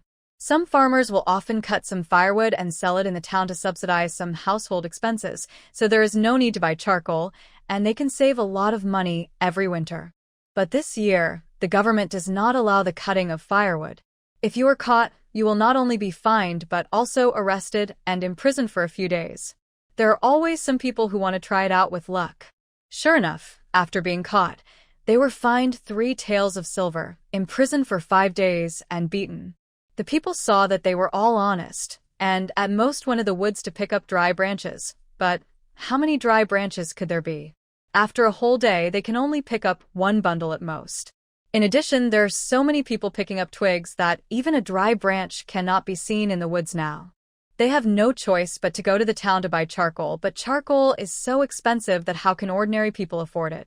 When they heard that someone in the village was going to build a house, they came over immediately. "Are you really going to build a house?" A man walked out of the crowd. Zhang Ruoyi heard this and laughed. "Of course. Otherwise, why would I call you together? Can you pay us the wages?" "The wages are settled every day. If you do a good job, there will be rewards." Zhang Ruoyi smiled. "Don't worry. You won't suffer a loss." When everyone heard this, they felt relieved. Previously, they were asked by Zhao Junyi to repair the garden of a wealthy family in the town. The wages agreed upon were not paid to the last penny. As a result, they worked hard for more than half a month, but all the money went into the pocket of the dog official surnamed Zhao.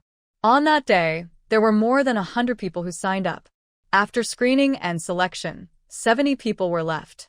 Several aunts in their 40s were selected to cook 2 meals, and each person earned 15 cents a day. Some families had couples working, and they could earn 35 cents a day, which was a good income in the town. Zhang Ruoyi looked at the list and said to He Jingshi, "The supervisor's job is left to you." At this time, He Jingheng came over. "What about me?" What? "Jingshi has work to do, so what about me?" "What should I do?" Zhang Ruoyi had already forgotten about him, or she deliberately put him out of her mind. Besides, He Jingshi was not as smart as him and was easier to control. In front of He Jingheng, there was always a sense of crisis that her secrets would be exposed at any time, and she disliked this feeling very much. If you feel bored, go to the dense forest in the east and build some traps and other mechanisms. The prince has led troops in wars for many years, so I'm sure this will not be difficult for you. He Jingheng nodded. Okay.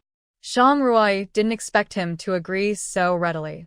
Just when she wanted to bring up the matter of divorce again, she heard him say slowly, "My mother told me to listen to my wife more." Shang Ruai swallowed the words that were about to come out of her mouth. She gritted her teeth and turned to leave. Xiao Yanxin, who was not far away, watched this scene and couldn't help but clenched her fists. She didn't expect that even a man like He Jingheng would be fascinated by a woman one day. Thinking about the man she married, she felt that a man like He Jingheng was the one who was truly worthy of trust. So, what if he was lame? I'm afraid you won't find a man better than He Jingheng in this place of exile. Look at Shang Ruai again, a concubine's daughter. How could she marry such a good man?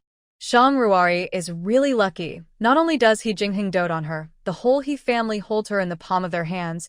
Even the always strict old princess agrees to hand over the power of housekeeper to her.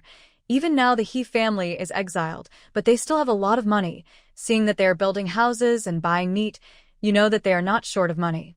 If He Jingheng's wife is her, then everything Shang Ruai has will be hers. Some ideas, once they appear in your mind, are difficult to get rid of. How could she know? Now all the expenses of the He family are basically from Shang Ruai's dowry, and the money of the He family combined is not enough to build a house. Shang Ruai has been respected and loved by the He family, not because of the title of He Jingheng's wife, but because of herself. That afternoon, Shang Ruai went to the town to buy ingredients for the next day. She went directly to the grain store. The shopkeeper who sold grain was named Li. He was very gentle and asked for a much cheaper price than the market. There were also many people who came to the store to buy grain. He was very nice to every customer, but she could always smell a bloody smell here. The shopkeeper saw that she kept sniffing around, and his heart tightened. He smiled and greeted her and said, "Girl, what do you need?" "I need some rice, white flour, and cornmeal." Shang Ruai saw some blood on his sleeves and frowned slightly. "Boss, are you injured?" Shopkeeper Li followed her gaze and saw the bloodstains on his cuffs. He was startled, then smiled and said, "It's not my injury. I bought half a pork in the morning, and I guess I got it then." Shang Ruai smiled and said, "I see." She looked around and saw that he was the only one in the huge store, without even a servant. She couldn't help but wonder, "Shopkeeper, this store is so big. Can you manage it by yourself?" "It's a small business. How can I afford a servant?" "Small business?" Since ancient times, only wealthy families have been able to do grain business. How could it be a small business? At this time, an old lady came to buy rice. "Look at my memory. I came to the shop to buy rice yesterday, but I forgot about your injured hand when I saw that you had no rice to cook today." After she finished speaking, she looked at Shopkeeper Li's hand and said in surprise, "Shopkeeper Li, the injury on your hand yesterday is healed today?" It's not a serious injury." He smiled, packed the rice, and handed it to the old lady. The old lady looked at it in confusion, but said nothing in the end. "Girl, which ones do you want? I'll pack them for you." At this moment, He Jingheng walked in after buying meat and vegetables. "Haven't you bought them yet?" Shang Ruai nodded. "Right away." They bought 50 kilograms of rice and flour each. After paying the silver, Shopkeeper Li personally helped her load them into the cart and watched her leave with a smile. When Shang Ruai's carriage drove away, the smile on his face disappeared instantly. He walked back to the shop, hung up the close sign, locked the door from the inside, and walked into the inner room. He saw a man tied to a pillar, dying, with a cloth stuffed in his mouth, and bleeding from the wound on his abdomen. A sharp dagger was placed on the table next to him. Shopkeeper Li walked up, took the dagger in his hand, and lifted the man's head. The tied man had the same face as Shopkeeper Li. "Brother, tell me, where is your silver?" The gentle smile in his eyes disappeared, replaced by a fierce look. You think you can get my silver by killing me?" He coughed, and a trace of blood flowed down the corner of his lips. "I tell you, dream. The most you can do is replace my identity and get my shop. Other than that, I won't give you anything. Brother, I am your brother, from the same mother. You have no wife, concubines, or children in your life. You have so much money, but you would rather give it to a group of homeless beggars than to me. Why is that? He gritted his teeth and put the blade against the neck of the real shopkeeper Lee. A trace of bright red blood flowed down shopkeeper Lee's neck. He said viciously, "If so, I can only send you to reunite with your parents.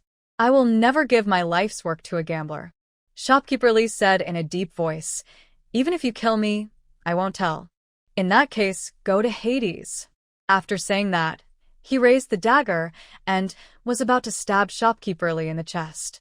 At this moment, there was a loud bang, and the door of the inner room broke into pieces, and the door panel was blown away. The figures of He Jingheng and Shang Ruai appeared at the door.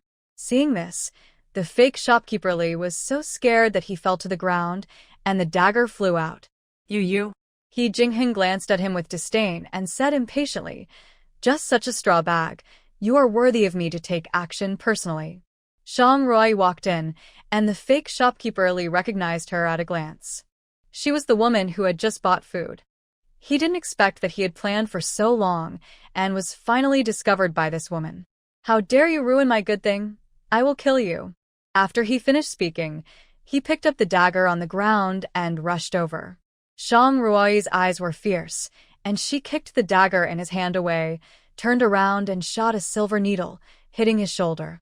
The next second, he collapsed to the ground as if he had no bones.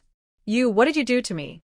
Shang Ruai ignored him and walked up to the tied man and whispered, "It's true."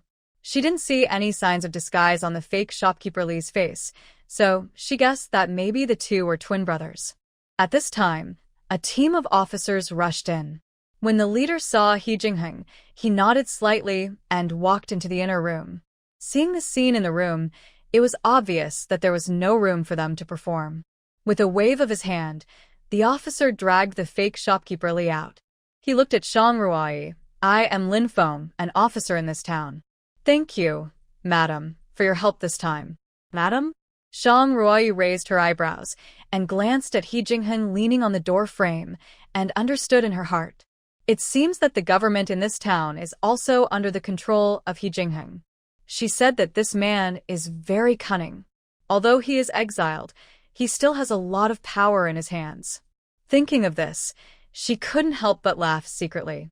If she were a spy, she would have known his details thoroughly long ago. "No need to thank me, it's just a piece of cake." Shang Ruai pointed to the tied man, "But if he is not treated, even a god will have a hard time saving him." Putting the man on the bed, Shang Ruai took out a pill and put it in his mouth. This pill was mixed with spiritual spring water, which could save his life at a critical moment. He Jingheng looked at the pill in her hand thoughtfully. This kind of pill is only available in the palace, and it is extremely difficult for even officials and nobles to see it. She has a full bottle of pills in her hand. Even in the palace, there are not so many. Feeling He Jingheng's probing gaze, Shang Ruai touched the tip of her nose and put away the porcelain bottle in her hand. Among the several wounds on Shopkeeper Lee's body, the knife wound in the abdomen was the fatal one. If it weren't for Shang Ruai's timely treatment, he would have died. "Thank you both for saving me," he said in a weak voice. "Mr. Lee is very grateful." "Shopkeeper Lee, you are too polite." Shang Ruai smiled. "It was fate that I saved you unintentionally. Mr. Lee has nothing to repay you for. From now on, you two benefactors don't have to pay for any food you buy in my shop." If Shopkeeper Lee hadn't been unable to get out of bed, he would probably have knelt down on the spot. Shang Ruai shook her head. "You re-welcome, boss. But when you get better, I do have a business deal to discuss with you. I'll be at your service anytime, my two benefactors." "How do you know he's not the real boss Lee?" On the way back, He Jingheng smiled and said, "Good insight. If you were a man, you would definitely get a position in the military camp." Shang Ruai sneered. "What if she's a girl or a man? Don't look down on people. Women are not necessarily worse than men." He Jingheng nodded seriously. "You rewrite." Shang Ruai looked at him suspiciously, not expecting that he agreed with her words. "Why are you looking at me like that? Do you think I'm saying something against my will?" He smiled. "There are many things that men can do, women can do too, but there are some things that only women can do, and I knew this a few years ago. For example? For example, seduction. Shang Ruai nodded. It was true. There are many more, but you don't know yet. In the previous life, it was more difficult to train a female agent than a male agent, and the cost was higher. He Jingheng's inquiring eyes fell on her. He claimed to have known countless people and never made a mistake, but he could never see through the woman in front of him. A boudoir girl not only knows martial arts and cooking, but is also proficient in medicine and knows how to manipulate people's hearts. This is not something that a woman from Tianshungaij should know. The next morning, the workers who signed up to build the house arrived at the door of the He family on time. Looking at the pile of blue bricks, they couldn't help but widen their eyes. They actually used blue bricks to build a house. For them, it was simply unthinkable. This is blue bricks. Even the rich families in the town would not easily use blue bricks to build houses, let alone in the poorest Shia village. We use this to build houses? Shang Ruai nodded and said with a smile, we want to build a 3-story courtyard here, and we must finish it before winter. Everyone should work hard during this period, and I will give you a big red envelope when the time comes. When they heard about the red envelope, everyone was very excited. All matters related to building the house were handled by Mr. Wu. Mr. Wu held the drawings drawn by Shang Ruai in his hands and treasured them like a treasure. In this far north, heating in winter is extremely important. Shang Ruai designed a warm room. Every room where people live is suspended, and a space similar to the basement in the previous life is dug out below. In winter, the burned charcoal can be placed in the basement, and the heat will rise, and the room where people live will be very warm. This is the fire ground system. Qin called Shang Ruai aside and said worriedly, Ruai, with so many people, do you have enough money? It turned out to be because of this matter. Shang Ruai smiled. Enough, don't worry. Qin held her hand, tears in her eyes. Child, you have suffered a lot. I have been married to the Dingwa Palace for so many years and have enjoyed the wealth and glory that others have never enjoyed. It is worth it today, but you have been married for only a few days, and Jingheng has been ignoring you. Not only have you not had a few days of comfortable life, but you have to live this hard life with us. Mom, we are a family. You treat me as an outsider like this. Shang Ruai smiled. She liked everyone in the He family except He Jingheng. Although Qin was weak, she treated her sincerely. In the kitchen, several cooks looked at half a pig and swallowed their saliva. Was this really for them to eat? On weekdays, they would not see meat even during the Chinese New Year. Now, there was so much meat in front of them that they could not even imagine it. Are these today's dishes? They had never seen so much meat before, and they did not dare to cut it for a moment. Shang Ruai walked in and saw that they had not started cooking yet and asked in confusion, What's wrong? Boss, have you cooked all this meat today? Divide it into 2 meals.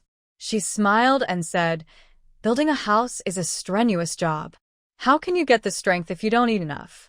At noon, when these meals were served on the table, they were all stunned. Meat. It was actually meat. I have smelled the delicious food in the kitchen for a long time. I didn't expect there would be meat. I haven't eaten meat for several years. Oh my God, am I hallucinating? I can get meat by working for others. I have never seen such a good boss. It is worthy of being the Dingwa Palace. Even if it is exiled, it is not something that ordinary people like us can achieve. It would be great if we could eat meat every day. Shang Ruai heard this and smiled without saying anything. At this time, the 2 men in the crowd looked at the cakes and meat on the table, looked at each other, and both were a little unbelievable. Where did the silver of the Dingwa Palace come from? When they were exiled, everyone would hide dozens of taels more or less. Those who were really poor basically died on the way to exile, and few could arrive alive. But looking at the actions of the He family, how could they hide dozens of taels? They must have hidden at least hundreds of taels. In the evening, when the wages were paid, He Jingshi called out the names one by one and walked up to receive the silver. Everyone looked at the 20 coins in their hands and was very excited. One of the men actually sobbed softly. What's the matter? He Jingshi asked with a frown. Did I give you less silver? He counted it hurriedly, and it was correct. The man knelt down with a plop. Thank you, my daughter almost died of illness because we didn't have silver to see a doctor before. Now we have silver. We can go to the town to get medicine tomorrow. Thank you, thank you. The man kept kowtowing. When she frowned slightly and walked forward. What's wrong with your daughter? Let me take a look at her. Can the boss treat illnesses? Wang Erju hurriedly wiped the tears from his face. A doctor saw her before and said that she caught a cold and should be cured by taking a few doses of medicine, but I don't have silver to buy medicine, and now she is unconscious. Shang Ruai returned to the room and picked up the medicine box that old Wu made for her and whispered, I'll go with you to take a look. Thank you, boss. Shang Ruai turned around and was about to leave, and He Jingheng walked over slowly. He still limps a little, but not much. It's getting dark, I'll go with you. Okay. Although they are fake couples, they still have to save face in front of outsiders. Watching the two leave side by side, Qin nodded with satisfaction. Their relationship has obviously warmed up recently, and she might soon have a grandson. There was a touch of excitement in her eyes, and then she felt a little sad. If it were still in the former Dinghua Palace, the birth of the little prince would definitely be a happy thing, and the palace would not have to be lively for a long time. But now that the Dinghua Palace has fallen to this point, the child will be named a criminal when he is born. It's sad to think about it. Yuni naturally knew what her mother was thinking. She sighed lightly. Was her mother thinking too beautifully? She hadn't told her mother that when she went into the room to find her sister-in-law yesterday, the quilt was placed in a way that showed that they slept separately. I'm afraid that the beautiful wish of holding a grandson will be in vain. Shang Ruai came to an extremely remote courtyard, where only one candle was burning. A woman wearing patched clothes was crying in front of the girl lying on the earthen Kong. Hearing the noise outside the house, she hurriedly got up to check. Mother! Come quickly! Come quickly! My boss is here to see our daughter. When the woman heard this, her tears stopped instantly, and she said in disbelief. Really? When she walked in, put the medicine box aside, and looked at the petite figure lying on the cold earthen Kong. Shang Ruai's heart ached, and she vaguely remembered that in her previous life, she came to an extremely poor mountain village during a mission. Many children there died one after another because of lack of food and imperfect medical care. But she was just passing by for a short time and could not really solve the problems of that village. A year later, when she finished her mission and returned to the village, there were no living people in that place. There were even weathered bones scattered around the edge of the village because no one collected them. Some of the bones were obviously those of babies. That scene hurt her deeply. Now looking at the child lying there, she stepped forward and vowed to cure her. He Jingheng looked at Shang Ruai in confusion. Since she entered the room, her temperament has changed drastically. He didn't know what caused this change. After Shang Ruai took her pulse, she slowly breathed a sigh of relief. It was not yet irreparable. At first it was indeed a cold, and then it gradually turned into pneumonia. Now the lung inflammation is very serious. If it is not treated, it will really be dangerous. The girl's face was abnormally red, her body trembled from time to time, and her hands and feet were cold. This was the precursor of high fever convulsions. Shang Ruai hurriedly took out the pill and put it in her mouth. It was another pill. How many of these things did she have? Not long after, the girl's body temperature dropped. When she poured out a few pills and handed them to Wang Erju, take one pill a day, and you will be cured in less than 5 days. Hearing this, Wang Erju and his wife carefully held the pill in their hands and said excitedly, Really? Can my daughter really be cured? Shang Ruai nodded. Yes. Thank you, boss. Thank you, boss. Wang Erju kowtowed on the ground. I, Wang Erju, am willing to work as a long-term worker for the boss for the rest of my life. Shang Ruai smiled. When your daughter gets better, if you are still willing, you can come to me. On the way back, He Jingheng still couldn't help his curiosity. Did you make that pill? Shang Ruai nodded. Why, you don't believe it? It's not that I don't believe it, but I find it incredible. Even the imperial doctors in the palace can't make pills. Where did you learn it from? Didn't I tell you that when my mother was alive, she gave me a book with a lot of strange things written on it? He Jingheng smiled. Even pharmacology? Of course. Zhang Ruai said without blushing. I brought it here specially on the day I got married. I guess it has been collected into the national treasury now. He Jingheng just smiled and said nothing, and Zhang Ruai didn't want to dwell on this matter too much. When the two returned to the yard, it was already dark and everyone had gone to bed. Only in their room were candles still lit. Zhang Ruai frowned, pushed the door open, and found Xiao Yanxin making the bed in their room. What are you doing? Xiao Yanxin saw them come back and said with a bright smile on her face, I'll tidy up your room and make the bed by the way. She took out a hot water bottle from the quilt. The weather is cold, I'll warm your bed. Zhang Ruai nodded. I know, but you don't have to do this in the future, and don't enter my room without my permission. Xiao Yanxin glanced at He Jingheng, then quickly lowered her head, nodded a little aggrieved. Yes, I know. Just as she was about to leave, she was stopped by Zhang Ruai. Also, you have to think about it. Are you really not going back to the second room? You can't be the master here. Xiao Yanxi nodded. I won't go back. They are really bullying. Looking at her leaving back, Zhang Ruai frowned. But He Jingheng didn't react much, just carried her quilt to the side. At night, there were suddenly a few bird calls outside. He Jingheng opened his eyes suddenly and saw Zhang Ruai sleeping soundly and walked out quietly. Master. How is it? Yunqi said in a deep voice. Still haven't found any trace of the prince. Got it. He Jingheng's face was heavy. Check the mother's family of the second house Chiao.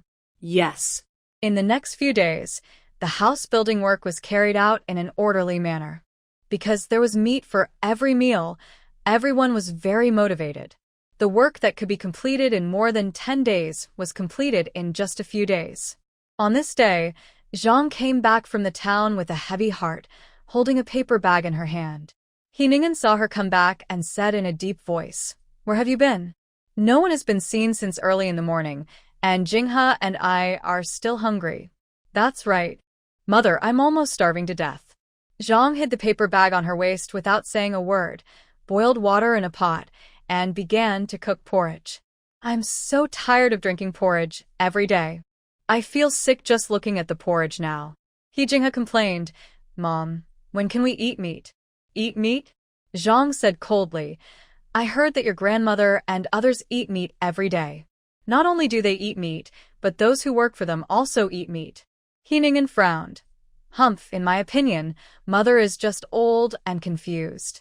How can she let Zhang Ruai, the concubine, be the housekeeper? And let her take care of such a big thing? That's right. He Jingheng echoed. How much silver does it cost to build a house? This woman must have embezzled a lot. He pounded his legs, his face full of unwillingness. I can't swallow this breath just thinking about it. I was stepped on by this woman. Zhang sneered. Don't worry, Mother has her own way to deal with her. Zhang touched the paper bag on her waist, thinking of what the man said to her. As long as they finished these things, they could leave here with the silver. On this day, Zhang Ruai calculated the silver. Although there was a lot of silver and money in the space, she couldn't just sit back and eat it all.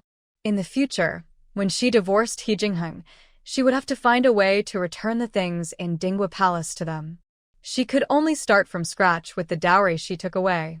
Now the food and drink of so many people in the He family fell on her, so it seemed that it was time to start thinking of ways to make money. She remembered the shocked look on He Jingheng's face when he saw her take out the pills, and she instantly had an idea in her mind. The next morning, she wanted to go out to the town, but He Jingheng walked to her with a smile on his face. Go and have a look. What to see? Didn't you ask me to make some defensive mechanisms? Zhang Ruai's eyes lit up. Done? So fast? The two came to the dense forest in the east, and Zhang Ruai saw the trick at a glance. This is the Bagwal Yangi formation, a killing formation used on the battlefield. Those who enter this formation will feel a huge pressure on themselves. He Jingheng saw the understanding look in her eyes and knew that she had seen through the formation. At this moment, He Jingxi ran over. Sister-in-law, the owners of 2 iron shops in the town are here, saying that you have ordered something from them. What a coincidence. They delivered the things directly here. When everyone placed the cylindrical iron objects on the ground, no one understood what they were used for. Shang Ruai squatted on the ground and assembled the cannon barrels one by one. This device is very similar to modern artillery, but it is not filled with gunpowder, but the powder she developed. If there is an enemy attack, she can poison the opponent by pulling the fuse in the yard. It is a perfect match with the Bagua Liangyi formation set up by He Jingheng. Shang Ruai adjusted it for a long time, and it was already noon when she placed the cannon barrels according to her favorite positions. It was too late to rush to the town now. At this moment, Shang Ruai saw from a distance that old Wu was dragging an old man towards the He family. The old man was obviously very reluctant. "You will know if you come and see. Take a look." Old Wu shouted in a loud voice. "Don't you believe in my vision?" "Vision, I believed your lies back then, and ended up like this today." The old man flicked his sleeves and was about to go back. "Old Xia, you said since you are here, just come and take a look. This is definitely a house you have never seen before." Old Wu pulled Old Xia's arm. "Take a look, just one look." Old Xia was helpless and said helplessly, "If I see it today, will you still write to me and bother me?" No. "Will you still knock on my door every day?" No. "Will you still hire people to chase and block me?" No. "Okay, let's go." Mr. Xia took the lead and walked towards the He family. Mr. Wu was delighted and hurriedly followed him. Mr. Wu handed him the blueprint. "Look, how is it?" Mr. Xia looked at the blueprint for a long time and walked around the house a few times. He couldn't help but exclaimed, "Who drew this? It's so exquisite." It really opened my eyes. Seeing that he was extremely obsessed with the blueprint, Mr. Wu knew that he would be able to keep him this time. "How is it? Are you leaving?" Mr. Wu sat on the blue brick, patted the dust off his body, and looked at Mr. Xia leisurely. No, no, no. "Are you still hiding from me?" No, no, no. "Are you still saying that I'm a jinx?" Mr. Xia paused at the tip of his tongue. "Whether you are a jinx or not, you know it yourself." Mr. Wu glanced at him. "If it weren't for me, would you have escaped here and encountered such a good house?" Old Xia really wanted to throw a shoe into his mouth. Although he was not one of the richest people in the capital, he lived a wealthy life. If he hadn't been fooled by him to make glass bottles for a concubine in the palace, the result would not only fail to satisfy the concubine, but also anger her. The emperor directly ordered the closure of his shop and expelled him from the capital.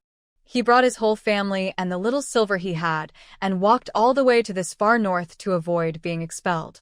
They had no choice but to settle down here. Old Wu knew that he was in the wrong and smiled awkwardly. So many years have passed. Why bring up the past again? Old Xia glanced at him. "You haven't told me yet who drew this blueprint." Shang Ruai stepped forward and said with a smile, "If you are referring to this blueprint, it was drawn by me." Old Xia looked at Shang Ruai in surprise and looked at her for a long time. "Are you serious?" Shang Ruai nodded. "Of course." Old Wu walked up to her and said softly, "This is the old stubborn man I told you about. The color glaze he makes can be said to be the best in Tianshan. Besides, he is also very obsessed with building houses." Shang Ruai understood and said to Mr. Xia with a smile, "Senior, could you help me make colored glaze windows?" "Yes, yes." He looked at the drawing and said with a smile, "However, for this fire and land system, could you draw a detailed diagram for me?" "Of course you can." After dinner, Shang Ruai came to the earth outside the yard.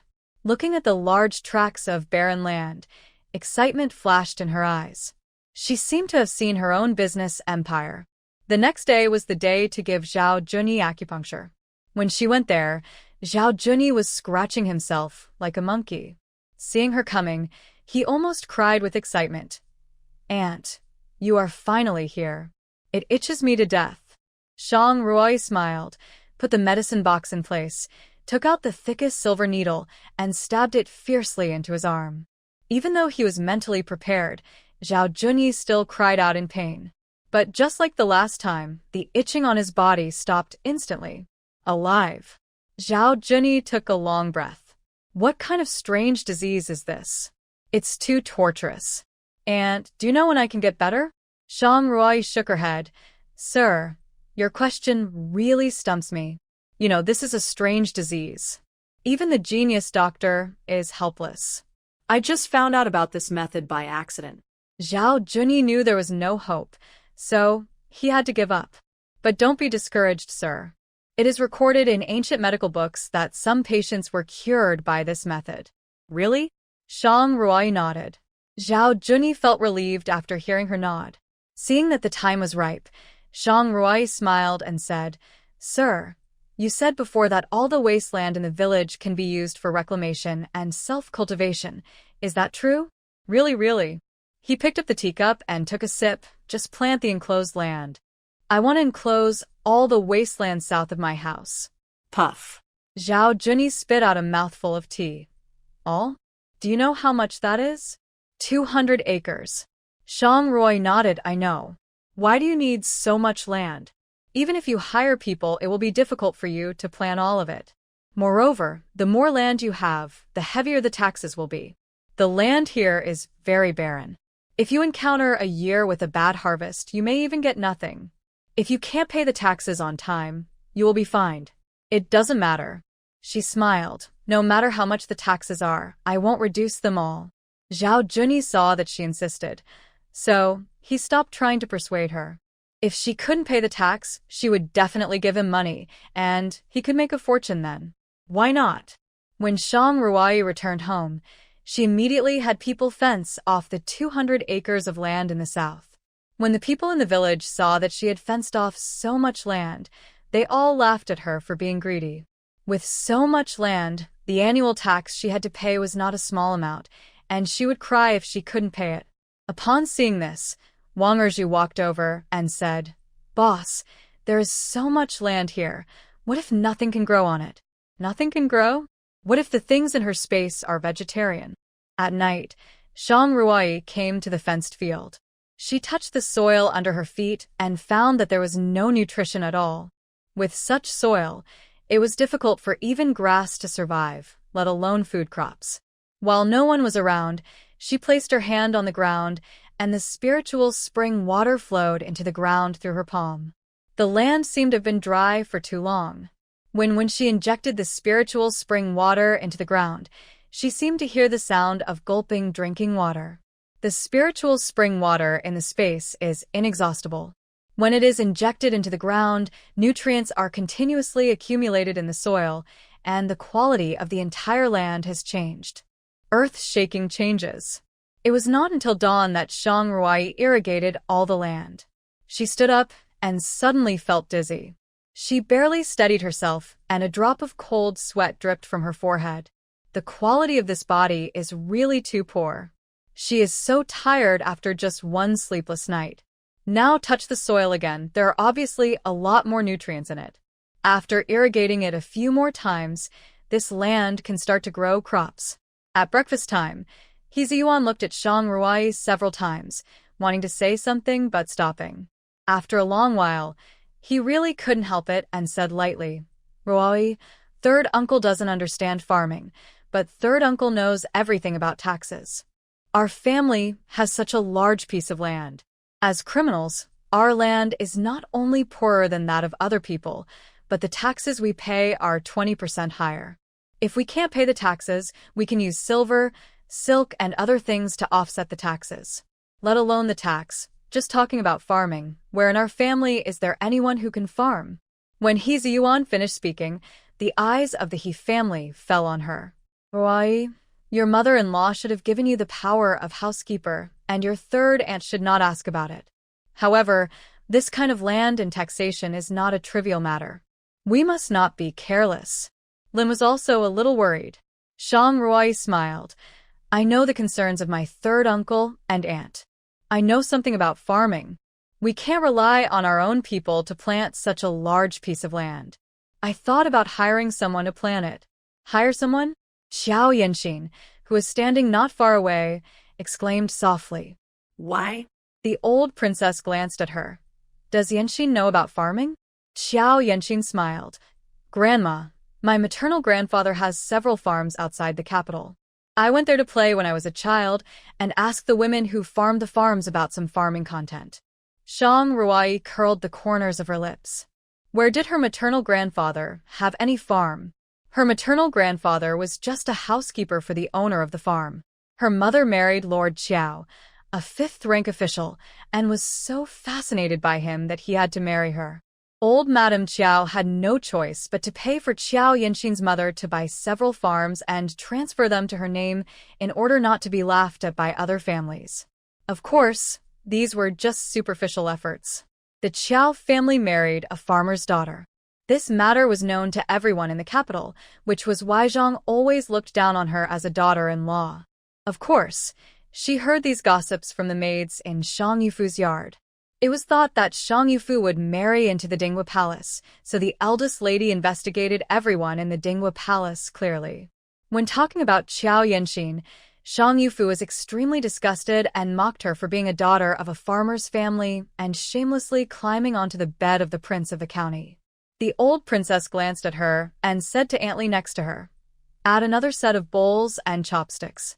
He paused while eating, looked at the old princess and said, "Grandma, didn't Xiao come to our house to be a servant because she divorced brother Jinghe?"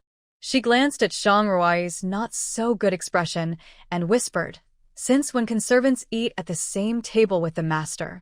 Qin looked at the old princess's increasingly ugly expression, gently patted Hiyuni's hand, and signaled her not to say too much.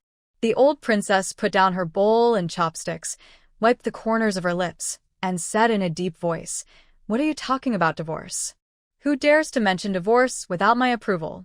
But if there was no divorce, why would Qiao stay in our house? Haven't we already separated from my second uncle's family?" Hiyuni has always had no good feelings towards the Qiao family. When they were still in the palace, the Qiao family always put on a pitiful look, as if the He family owed her for marrying into the prince's mansion. Hiyuni's words made Qiao Yanxin very embarrassed.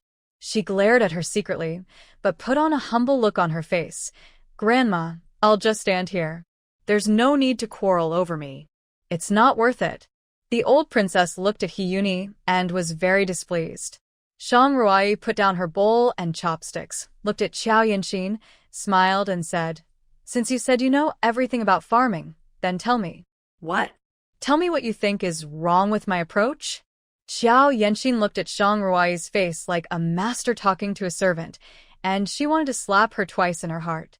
A concubine's daughter dared to act like a master with her.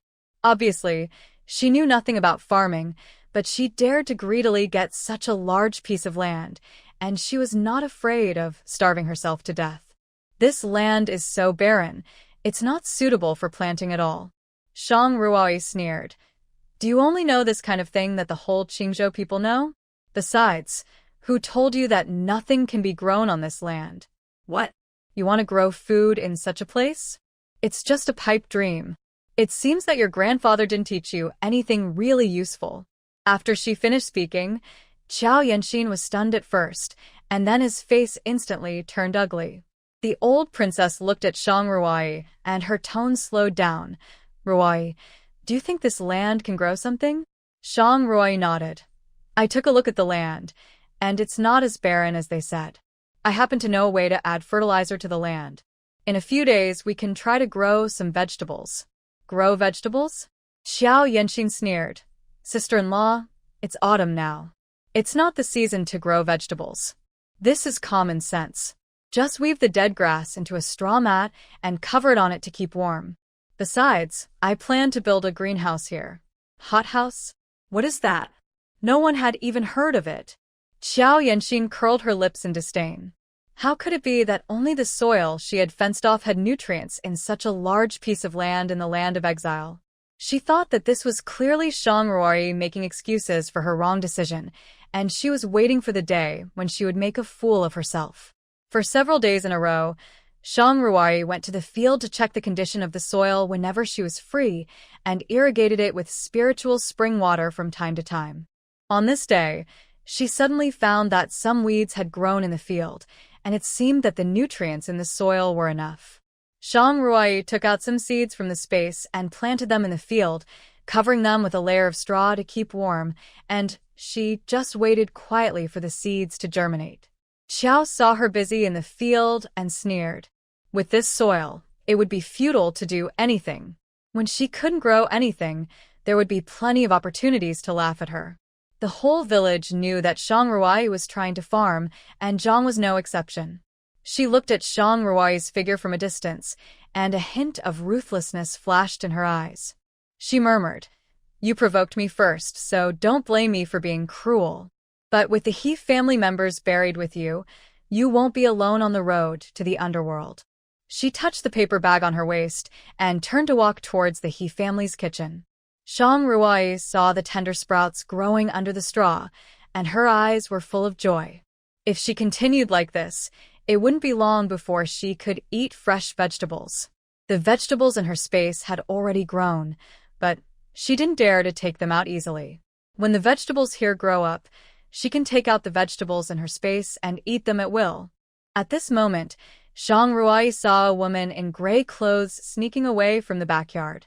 She remembered that the ants who came to cook today were all wearing blue and green robes. Who was this gray one? When she was about to go forward to investigate, the figure had already disappeared. Originally, she wanted to plant some pepper seeds in the field, but the shadow of the gray-robed man kept flashing in front of her eyes. The man seemed to have come out of the kitchen. The more she thought about it, the more uneasy she felt, so she got up and went back. Unexpectedly, as soon as she reached the door, she was stopped by Qiao Yanxin, sister-in-law. "What's wrong?" Shang Ruai frowned, walked around her, and went to the kitchen, not wanting to say more to her. "Sister-in-law." Qiao Yanxin reached out and grabbed her arm. "I have something to tell you." "What is it?" "Recently, He Jinghe always comes to me and asks me to go back with her, but—" Before she finished her words, Shang Ruai was interrupted by Shang Ruai in a cold voice. "What happens between you and He Jinghe has nothing to do with me. You can do whatever you want. If you want to stay, I won't drive you away. If you want to go back to the second house, come to me to get the money and leave. If it's just this matter, you don't have to tell me." After saying that, she shook off Qiao Yanxin's hand and walked straight over. Qiao Yanxin looked at her back, with a flash of resentment in his eyes. "Shang Ruai, after today, you will be the sinner who poisoned the He family. At that time, not only will He Jinghe hate you, but no one in the entire He family will stand on your side. Not only that, poisoning is a serious crime in Tianshan. She is already guilty, and multiple crimes will definitely cost her life. By then, she will be the only one in the entire He family who can farm. The He family can't leave her, so they will naturally beg her to stay, and He Jinghe will slowly see her goodness. As for that He Uni, she would also find an opportunity to deal with her. If she was obedient, she would find a good family for her to marry. Even if she was a criminal, He Uni's figure and appearance were there, and she could be a concubine for the masters in the town. But if she refused to be obedient, don't blame me for being cruel and betrothed her to a man at random so that she would live the rest of her life miserably, or sell her to a brothel to suffer humiliation." She was immersed in her beautiful fantasy, and a smile appeared at the corner of her lips. Shang Ruai came to the kitchen and saw that the cooks were about to put the pork in the pot, and heard a cook say in confusion, "Why is the water of this rice a little yellow?" The cook standing next to her took a look and smiled. "Maybe you didn't wash it clean. Wash it again." Shang Ruai's heart skipped a beat when she heard this, and she walked slowly forward. "Let me take a look." The cook handed her the rice washing basin and said embarrassedly, "Boss, this has never happened before.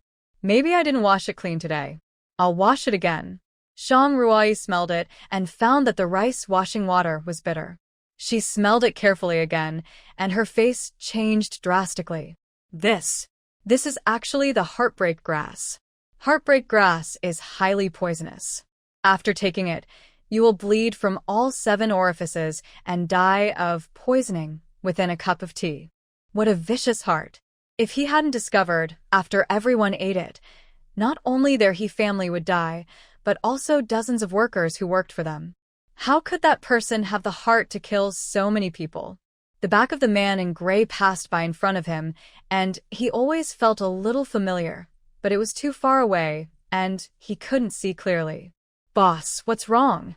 Shang Ruai narrowed her eyes, whispered a few words in the cook's ear, and then took the basin away. At dinner time, the cook brought the food to the table, and the workers began to eat it voraciously. Zhang hid in the dark. The smile on her lips continued to expand, and her eyes were full of madness. Eat. Eat more. You won't be able to eat it soon. Xiao Yanxin looked at them with a slight curling of the corners of her lips. At this moment, Qin's exclamation came from the room. Mom. Mom, what's wrong with you? The old princess had just taken 2 bites of rice when she spat out a mouthful of black blood, rolled her eyes, and fainted. The smile on Xiao Yanxin's lips became even more intense. Shang Ruai, this time, let's see how you can run. She ran towards the dining room and saw a pool of black blood on the ground. The old princess had been helped to the wooden couch by He Ziyuan at this time. The old princess was pale, her eyes were closed, and there was blood on the corners of her mouth that had not been wiped clean. In addition to the black blood on the ground, Xiao Yanxin concluded that the old princess must have been poisoned. She felt proud in her heart, but her face was hypocritical and anxious. Ruai, come on. Come and see your grandmother. What's wrong? Qin was about to cry. Shang Ruai stepped forward and comforted her. Mom, don't worry. She put her hand on the old princess's pulse, and she smiled for a long time. Grandmother is in good health. There is nothing wrong. Hearing this, Mrs. Qiao looked at Shang Ruai in disbelief. Was she a quack doctor? The person vomited blood, but he was still healthy? Everyone present heard this in disbelief. The person was unconscious. How could he be fine? He Ziyuan stepped forward. His tone was slightly deep. Wife Jingheng, are you telling the truth? Shang Ruai nodded. Don't worry. Third uncle, Grandma will wake up soon. He Jingheng looked at the cunning in her eyes, and the corners of his lips couldn't help but curled up. What bad water is this cunning little fox planning? Seeing that the He family began to believe Shang Ruai's words, Xiao Yanxin became anxious. She pushed away everyone, walked in front of Shang Ruai, and said angrily, Why did you poison Grandma? Poison? He Ziyuan shouted. Wife Jinghe, who do you say poisoned who? Shang Ruai. Xiao Yanxin pointed at her and said angrily, It's her. Poison Grandma. Hearing this, Qin hurried over and said, Qiao, what nonsense are you talking about? How could Ruai poison your grandmother? That's right. He Yuni stood in front of Shang Ruai, pushed Xiao Yanxin away, and said angrily, Don't talk nonsense here. My sister-in-law is filial to my grandmother. How could she poison my grandmother? Yuni, don't be fooled by her appearance. She is not what you see. She turned her head and looked at He Jingheng, who was sitting on the chair. Brother, believe me, you have all been deceived by her. Oh. Really? He Jingheng sneered. Why should I believe you? His words made Xiao Yanxin, who thought he could control the He family, stunned for a moment. Brother Jingheng, I don't believe my first wife, but instead believe a woman who abandoned her family for a full meal. Do you think there is something wrong with my brain or yours? But Shang Ruai is obviously lying. Grandmother was clearly poisoned. Anyone can see it, but she said it was okay. Shang Ruai stepped forward and sneered. How can you be so sure that Grandma was poisoned? Xiao Yan was panicked for a moment. Grandma vomited blood. How could she not be poisoned? It is obvious that you poisoned the food with the intention of poisoning Grandma and completely controlling the He family. There are many reasons for people to blood, and poisoning is only one of the possibilities. You said I poisoned the food, so why is it that others are fine, but Grandma is in trouble? Shang Ruai's words made Xiao Yan's heart react instantly. She looked at the He family members who showed no signs of poisoning, and her heart sank. What's going on? She clearly saw Zhang put the medicine in the rice with her own eyes. How could only one person be poisoned? Shang Ruai walked up to her, with a sneer on her lips. I guess there is only one reason why you are so sure, that is, you poisoned it yourself. You are slandering me. I didn't poison. Xiao Yanxin shouted. How can you slander me? Slander? Shang Ruai said coldly. Didn't you just do the same to me? Why can't you bear it when it happens to you? Xiao Yanxin looked at her hatefully, her eyes full of anger. Shang Ruai, you are so vicious. You know it wasn't me, but you still accuse me. If you didn't poison me personally, you are also an accomplice. Shang Ruai clapped her hands, and the cooks came in one by one. Xiao Yanxin's heart tightened when she saw this. Tell me, what did she say to you before cooking? Xiao said that the boss wanted to ask us to discuss what dishes to cook tomorrow. A cook frowned and said, At first, we old women were confused. The boss has always made the decision on the dishes, and we just have to cook them. Why does he have to listen to our opinions today? That's right. As a result, when we went to find the boss, we found that you were not in the room, so we came back. Shang Ruai looked at Xiao Yanxin's pale face. Xiao, when did I ask you to call the cook? Xiao Yanxin stood there hesitating for a long time without being able to make a fuss. She saw Zhang coming over here and knew that she was here to poison, so she deliberately sent the people in the kitchen away to give her an opportunity, but how could she dare to say these words? You took advantage of this opportunity to put the heartbreak grass powder into the rice. She pointed to the basin in the hands of a cook and said in a deep voice, There is heartbreak grass powder in it. If it wasn't discovered in time, everyone would have died here today. What? Heartbreak grass? It's highly poisonous. Xiao Yanxin was stunned where she was. How could it be heartbreak grass? Impossible. You lying. What I gave Zhang was clearly. Xiao Yanxin realized that she had said the wrong thing, but it was too late. Everyone present heard it clearly. Zhang. It turned out to be her. Recalling the gray figure she saw at that time, it gradually overlapped with Zhang. It seems that she has been too kind to her all the time, so that they dared to put the blame for the murder on her head. Xiao Yanxin knew that she had been exposed and no longer concealed it. She knelt on the ground and cried. The poison was given by Zhang. It has nothing to do with me. I just sent the people in the kitchen away. But you gave her this heartbreak grass powder. No, no, no. It wasn't me. What I gave her was not heartbreak grass, but jade butterfly powder. Xiao Yanxin said loudly, I don't know why it turned out to be this heartbreak grass. Really, believe me, I wanted to drive Shang Ruai out of the He family and replace her with yourself. Why would I give you this deadly poison? At this time, He Jinghing's voice sounded slowly. Where did you get this jade butterfly powder? Jade butterfly powder is a kind of butterfly that is as white as jade and then ground into powder after drying. This poison can cause severe abdominal pain. In severe cases, people will blood and fall into a coma, which is very similar to the symptoms of the old princess at this time. It's just that this jade butterfly is hard to find, and ordinary people can't get it at all, but it has appeared in the palace. Yes. Yes. At this moment, Li Wenyuan dragged a woman into the room. Boss, this woman is looking around outside the yard. Shang Ruai couldn't help laughing when she saw the person coming. This person was none other than Zhang. Zhang was carried into the room by Li Wenyuan like a chicken and shouted, What are you doing? What are you doing? Why did you catch me in broad daylight? Do you want to bully me by relying on your numbers? She saw Xiao Yanxin kneeling on the ground. A trace of satisfaction flashed in her eyes and she sneered. Hey, didn't you resolutely come here to be a maid? You thought you could enjoy a good life? Bah. You little ungrateful rascal. I didn't despise you for coming from a humble family, and I fed you well in the prince's mansion, but what happened? You ran away with someone else's family, and would rather be a servant than a master. You deserve what you are in today. Xiao Yanxin glared at her. Huh, what kind of good thing are you? Zhang didn't expect Xiao Yanxin to dare to say that to her. She was so angry that she rolled up her sleeves and hit Xiao Yanxin. Xiao Yanxin was not a pushover either, and the two of them wrestled with each other.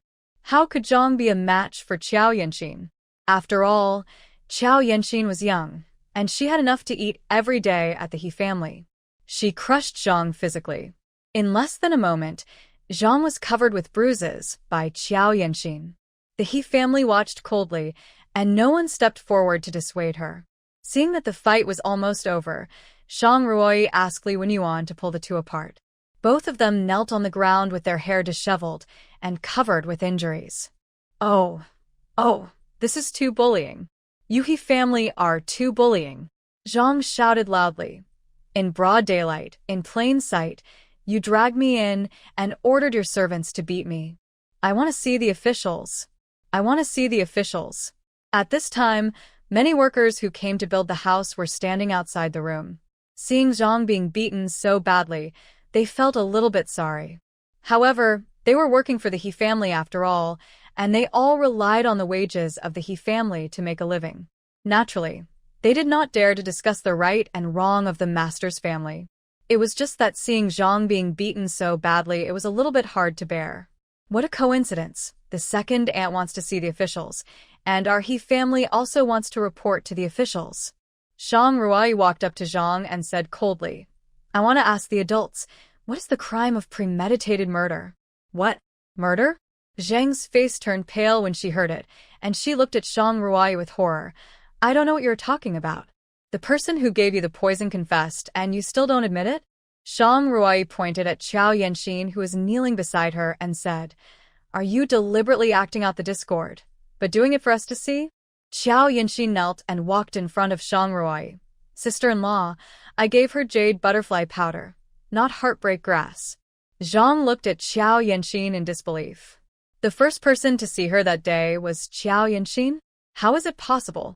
Wasn't it said that the person was the crown prince's man? How could it be Xiao Yanxin? This little witch actually colluded with the crown prince in secret. When she thought of the cuckold on her son's head, she wanted to go up and tear her apart. What jade butterfly powder? What heartbreak grass? I don't know. Seeing that she refused to admit it, Zhang Ruai smiled. Second aunt, it doesn't matter if you don't admit it. Since you said that the poison was not you, then I will give you a chance to prove your innocence. Zhang's expression eased slightly. What chance? Heartbreak grass is different from other toxins. It will not change color when it comes into contact with water, but it will turn yellow when it comes into contact with rice washing water. Moreover, people who have come into contact with this toxin will not be able to wash off the color on their hands within 3 days, and it will fade away by itself after 3 days. Zhang was shocked when she heard this. She had never heard of this way of testing for poison. She clenched her fists and was very nervous. Not long after, Aunt Li brought a bowl of rice water. Zhang Ruai put her hand in it. When she took it out, her hand did not change color. She put Xiao Yanxin's hand in, and it did not turn yellow either. Until Zhang put her hand in just an instant, the white rice water turned yellow. Everyone was shocked when they saw this. Zhang. Are you crazy? Why did you poison us? Lin stepped forward and slapped her in the face. No matter what, we are also a family. How can you be so dark?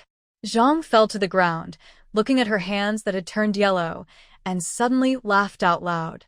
Just when everyone thought she was really crazy, she looked at Lin fiercely. Family? What a joke. When did you treat me as a family? She pushed away everyone and came to the old princess's bed. This old woman has disliked me since the day I entered the mansion. She is kind to you all, but to me, she doesn't say a word. Whenever she speaks to me, she must be harsh.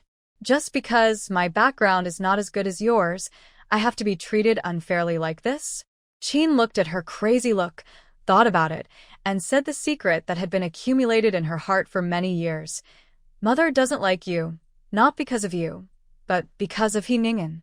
At this time, He Ningen, who heard that Zhang was taken to the He family, was about to come to question him, and heard Qin's words. Is it because of him? He Jinghe, who came with him, walked past him into the room and said angrily, What do you mean? Qin sighed, looking at the unconscious old princess on the couch, and whispered, I promised Mother that I would keep this to myself forever, but I won't let you slander her like this today. Even if Mother wakes up and blames me, I can't let you make up stories about her like this. Qin pointed at He Ningen and said, My second brother was not born by Mother at all, but by that father kept outside. What? This sentence was like a thunderclap in everyone's ears. How could it be possible? He Ningen was actually born by A? You are talking nonsense. He Ningen walked in quickly and said angrily, You witch, how dare you make up such dirty words about me? I will beat you to death. After that, he raised his hand and was about to fall on Qin. He Jingheng's eyes were fierce, and the short knife in his hand was about to fall out of his hand, and he heard He Ningen screaming. He looked closely and saw a very thick silver needle piercing his palm, and blood was pouring out. "Where do you want to put your dirty hands?" Shang Ruai said in a deep voice. "If it happens again, the place where the silver needle will pierce will not be the palm, but your throat, or the center of your eyebrows." Knowing her skills, no one doubted the truth of her words. He Jinghe helped He Ningen up, panting and looking at Shang Ruai. "You have such a cruel heart. My father is your elder after all. How can you hurt him? And my mother. How can you let people beat her like this? We haven't divorced Qiao yet, and she is still my wife. How can you execute her privately?" He Jinghe thought he had grasped Shang Ruai's weakness. "I tell you, if you don't compensate us today, we will sue us to the government." Everyone looked at him with a confident look and sneered. "The second young master of the He family is really a bit stupid.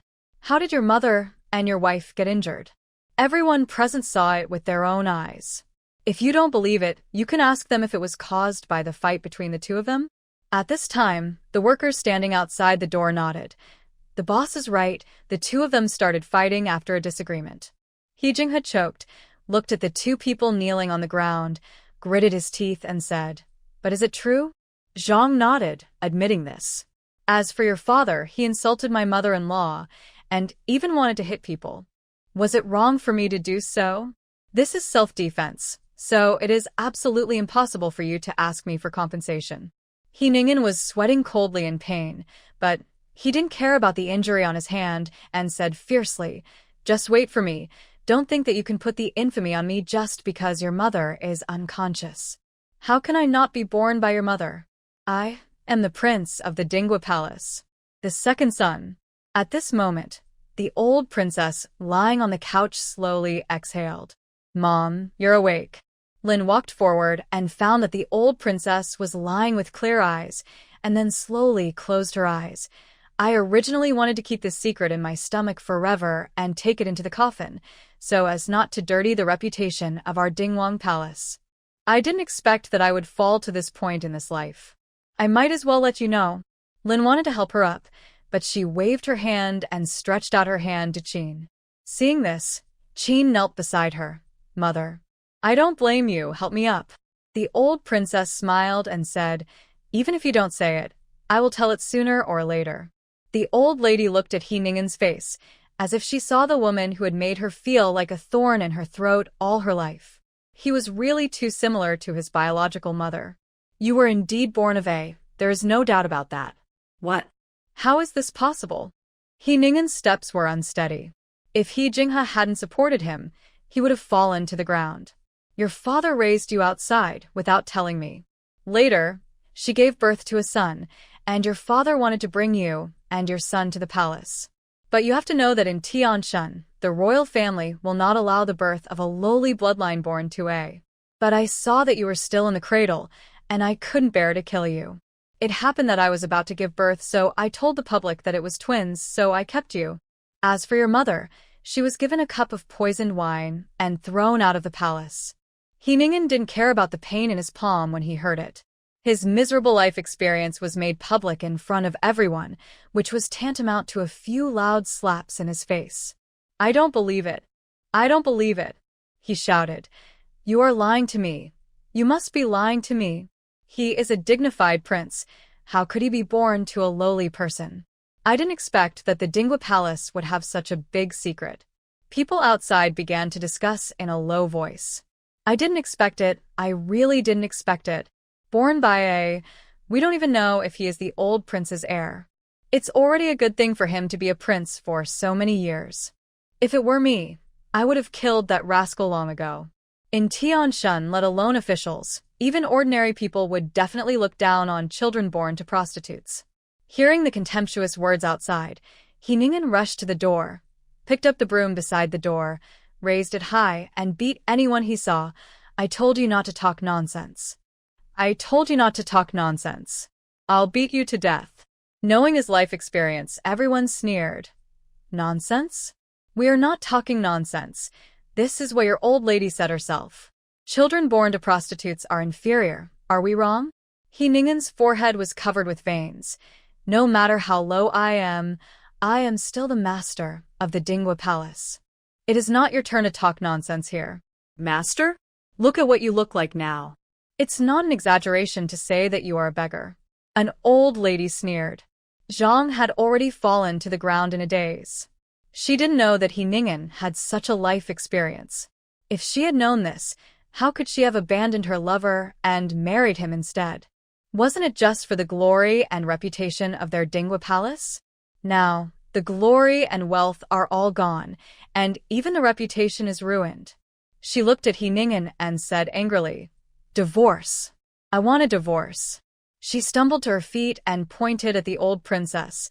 "Your He family deceived me first, and now I want a divorce." The old princess nodded. "Okay. After all, they were in the wrong. My dowry can no longer be taken out, but my life today is all caused by your He family. I want you to compensate me with 1,000 taels of silver." 1,000 taels? Is Zhang crazy? 1,000 taels. Don't you even consider whether she is worth this price? Shang Ruai smiled. Zhang, it is understandable that you want silver compensation, but 1,000 taels, you seem to have overestimated your worth. Shut up. You have no right to speak here? Zhang was about to point her finger at Shang Rui's nose, but when she thought of the injury she had suffered, she put it down awkwardly. Shang Ruoi, don't think that you can make the decision just because you are the boss here.